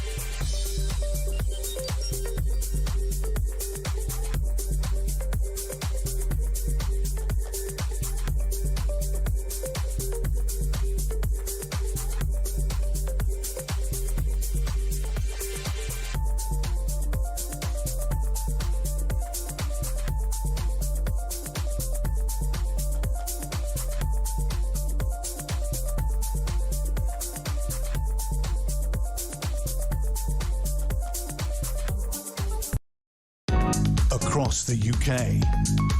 On DAB+, on your smart speaker, on your smart TV, and on your side. This is Talk. You are listening to Talk Breakfast. Mark Dolan with you until 10 a.m. The brilliant Julia Hartley-Brewer live at 10. I'm back on Friday at 6 a.m. And I've been asking you, is Britain broken? And what about this war in Iran? Is it a noble war? Here's a voice note from Mark. Yeah, hello, Mark. It's Mark in Lancashire. Well, it's hilarious to hear Tobias Ellwood to say that Trump needs a plan, thinking they don't have a plan. How does he know he's not got a plan? Trump's not telling the UK anything because we've got a left-wing communist government. Certainly not going to tell a lefty liberal globalist like Tobias Ellwood anything either. I mean, if he's not talking to Starmer, he's not going to talk to him. None of the UK establishment know what the Americans are doing because they don't trust us anymore. That's the simple point of it. They probably have got a plan. They've got lots of plans, but they're not telling us. Brilliant stuff. Thank you for that impassioned voice note, Mark. And I hope Donald Trump has got a plan, but I always come back to it. I always look at incentives. And from my perspective, Donald Trump is not gaining politically from this war in Iran, which tells me that he thinks it's the right thing to do. I think he's John Wayne in a Western movie, and I think it's like a spaghetti Western. He's looking at those evil Mexicans, and he's going to take care of business. But let me know your thoughts on that. By the way, it's amazing that we're living in a parallel universe where the Girl Scouts is now not exclusively for girls, and that you've got boys identifying as girls still allowed to be part of that very important organisation. I don't have daughters. If I did, I would not be sending them to the Girl Scouts if there are boys present. And I'll tell you for why. Because if there's a boy there, then no girl is fully safe. I'm afraid that is reality. The facts don't care about your feelings. Chris says, Mark, what about the Scouts that used to be called the Boy Scouts? Make it make sense. Steve says, good morning, Mark. It's a bit simplistic, but if you have a daughter in the Girl Guides and they're refusing to go female only, then pull your girls out. Nothing will change the manager's mind more, but he needs everyone to do it. You're so right. We have to have pushback, don't we? Someone has to say no. Maggie in London about the events this weekend in the capital. Good morning, Mark. This nasty rhetoric from the so-called tolerant left reminds me of what happened in America during the 2020 elections. The left are the most intolerant, nasty bunch, but claim to be this peaceful, kumbaya-loving group of people. Yeah, right. If you don't agree with them, then the race card comes out because it's the only rhetoric they know. Well, a master of rhetoric is Lord Michael Gove, of course, former government cabinet minister and now the editor of The Spectator magazine. Michael Gove, welcome to Talk Breakfast. Hi, Mark. Hi, and thank you for that incredibly kind introduction. Well, it's very easy because you're an esteemed figure. Are you enjoying your editorship of The Spectator, that iconic magazine that it is?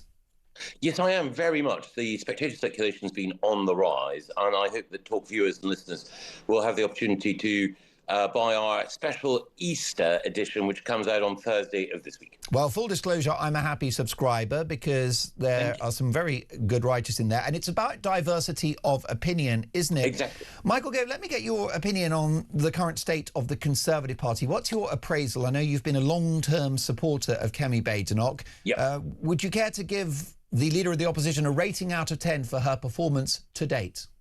Yeah, I would think 8.5. I think the key thing is that there were some initial doubts after Kemi won the leadership.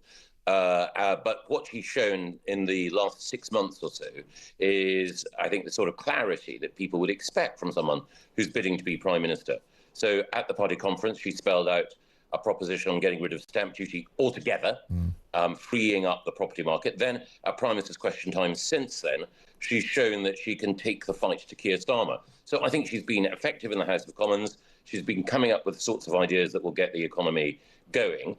The difficulty that she has is that the perception of the Conservatives has been framed by the last 14 years. She only got into cabinet right at the very end. There was a limit to what she could do while we were in government, but she's showing that if she were in government leading it, she'd be a very different type of Conservative.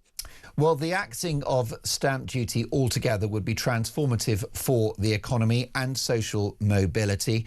There's also a suggestion that if the Conservatives won power again, they would exit the ECHR, which plenty of my viewers and listeners would support, because we have to stop those boats, which are an economic, national security and humanitarian disaster.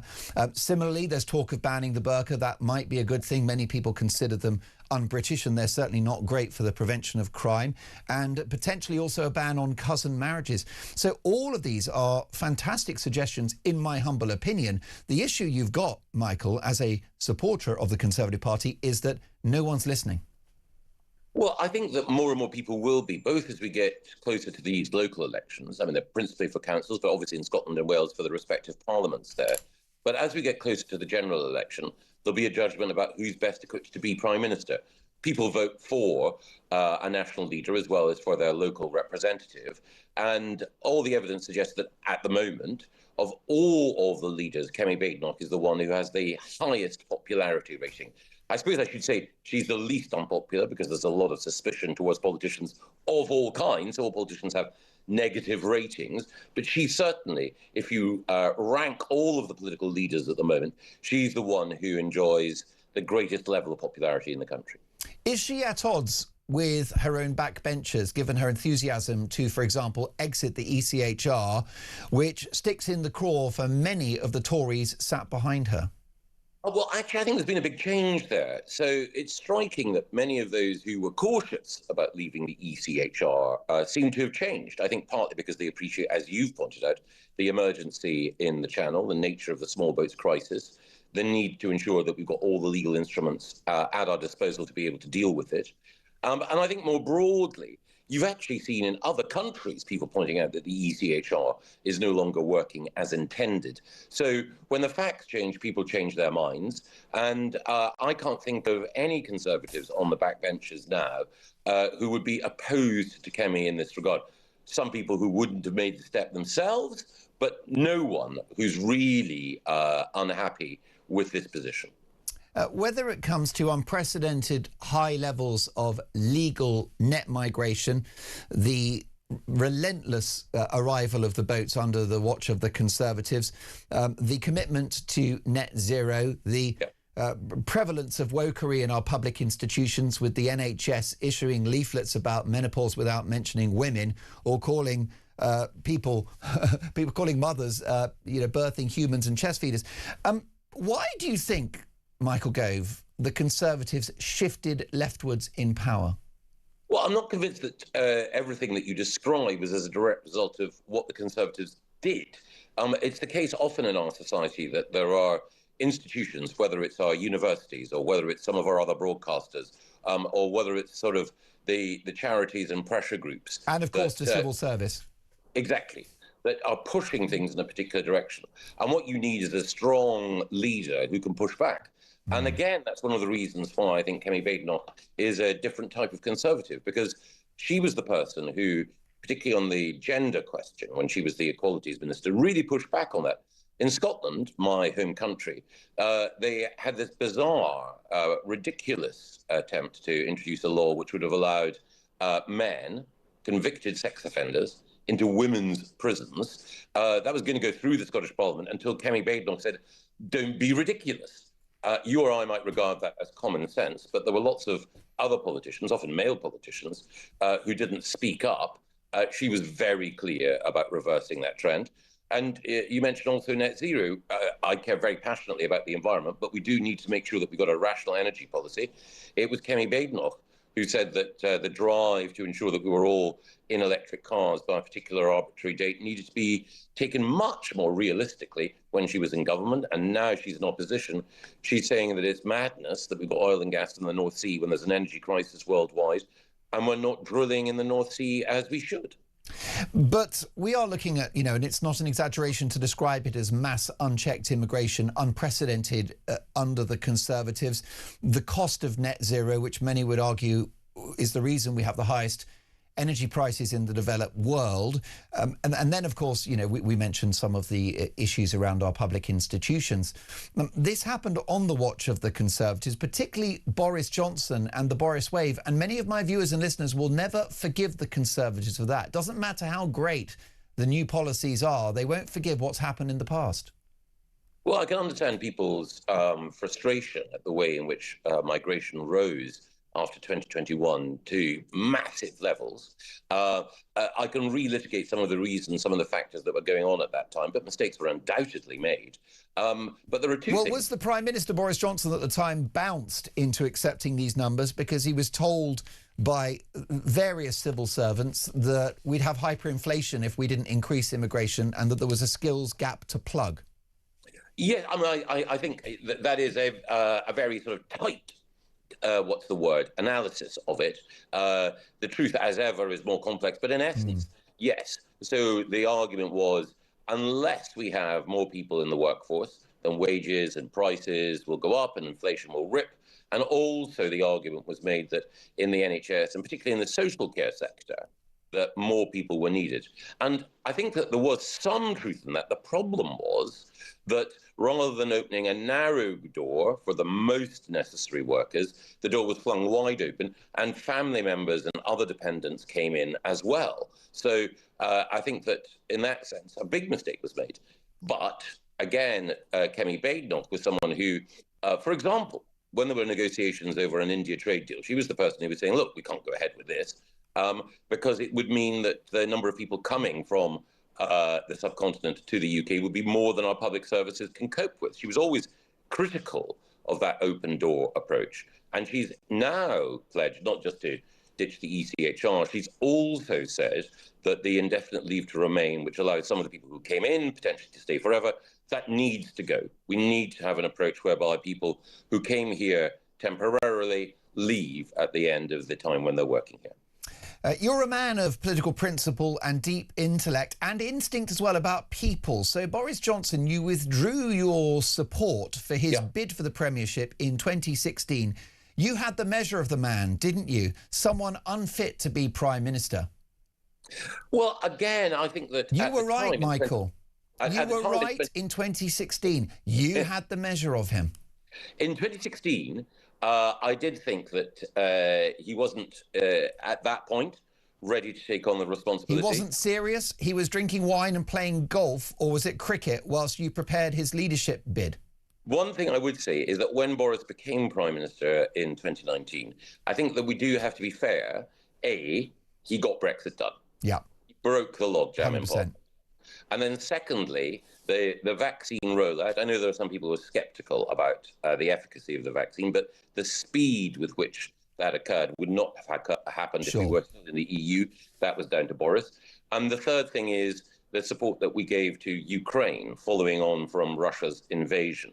Again, there are people who worry about the war, but I don't think anyone can doubt the fact that Boris clearly saw that there were big issues at stake. So I think there has to be a balanced assessment. You're right. You're right. I mean, Brexit alone was a triumph of statecraft, of politics, of diplomacy, and it was the dream team of Boris Johnson and David Frost who got that across the line, and we can thank them for that, Michael, and I agree. But I just wonder, if I look at the rise of Nigel Farage, I think if there's one person to blame, it's got to be Boris Johnson for net zero, for mass immigration, and for the what many would argue is the COVID overreaction, folding to sage. When I asked you earlier, why did the Tories shift leftwards?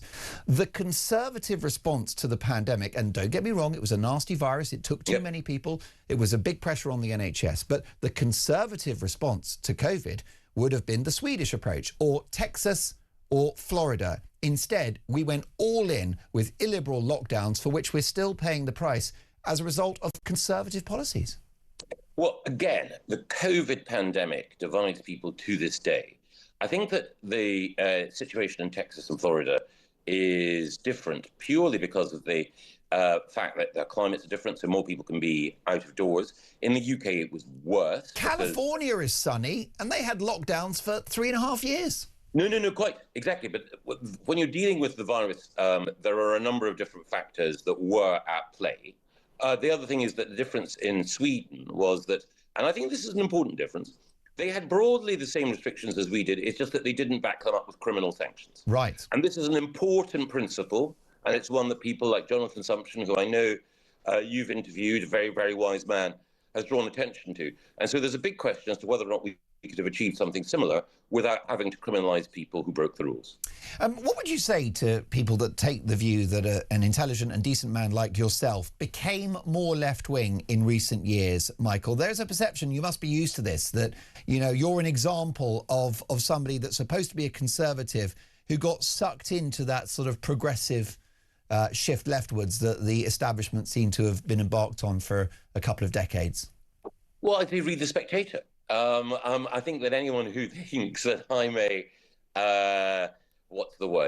pinko, would find that The Spectator was eloquent refutation of that.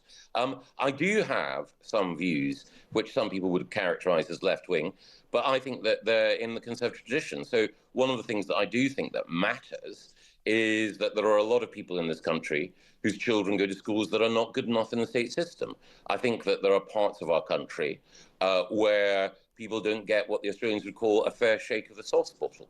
I think that you get in the North and the Midlands a neglect of our industrial base. And I think that rebalancing things so that we're no longer concentrating on the interests of a public school elite in banking and finance, but we're actually thinking about people who contribute every day to the strength and security of our country more, and that we improve the educational opportunities for their children.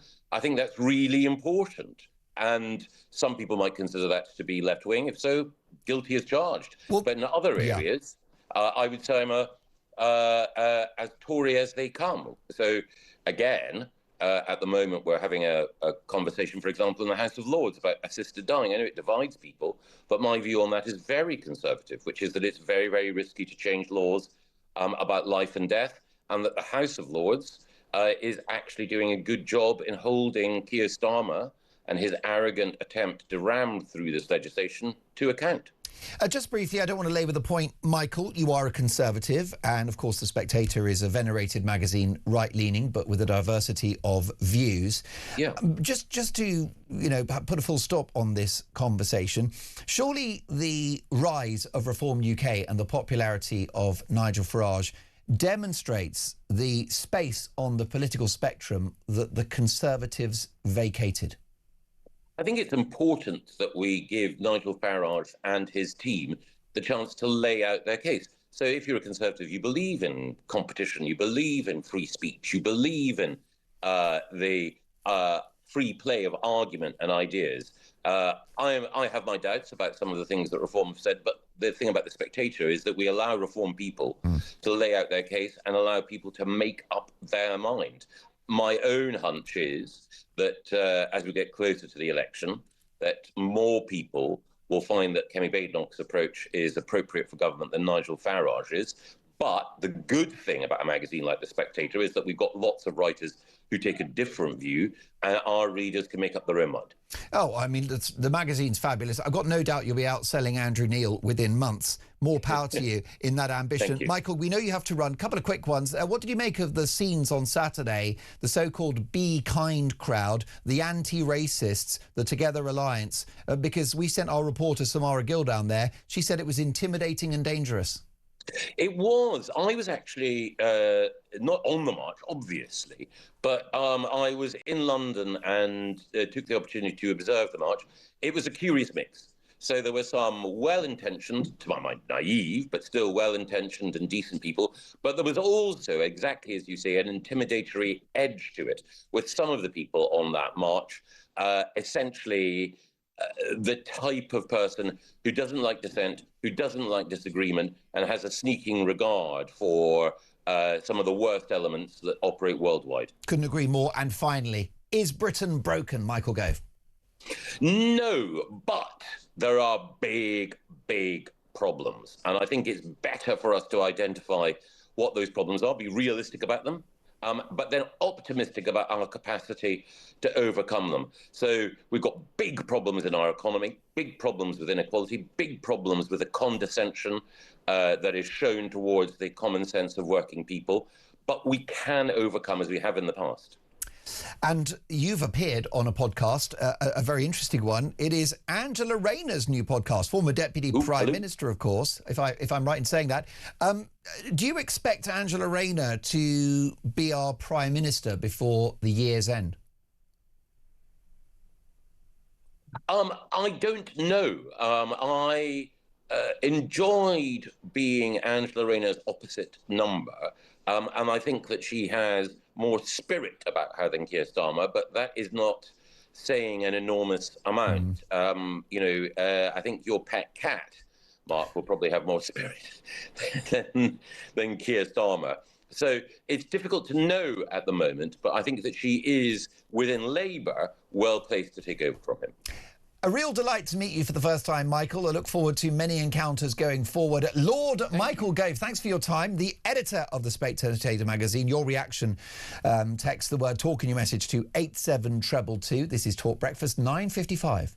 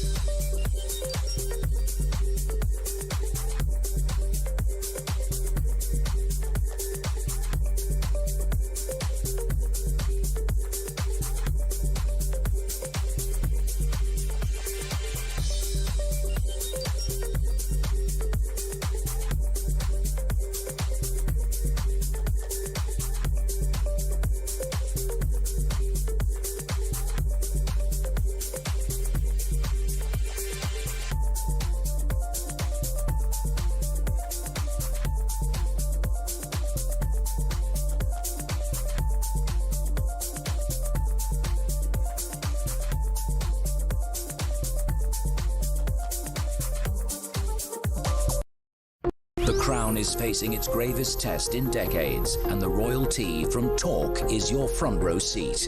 With royal reputations under pressure and probing questions about public trust, we unpack every twist and revelation with the biggest names in the business. From the throne room at Buckingham Palace to a mansion in Montecito, we follow every royal ripple. Never miss a moment of The Crown in crisis. Subscribe to the Royal Tea from Talk on the app or wherever you get your podcasts.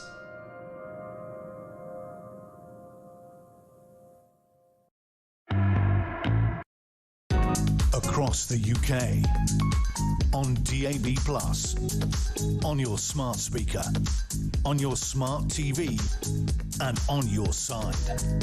This is Talk. 9:57, very excited about this competition. We are giving you the chance to win a life-changing £20,000, completely tax-free, here on Talk. That's £20,000 straight into your bank account. Spend it, save it, splash it, entirely up to you. Here's how you have a chance to win.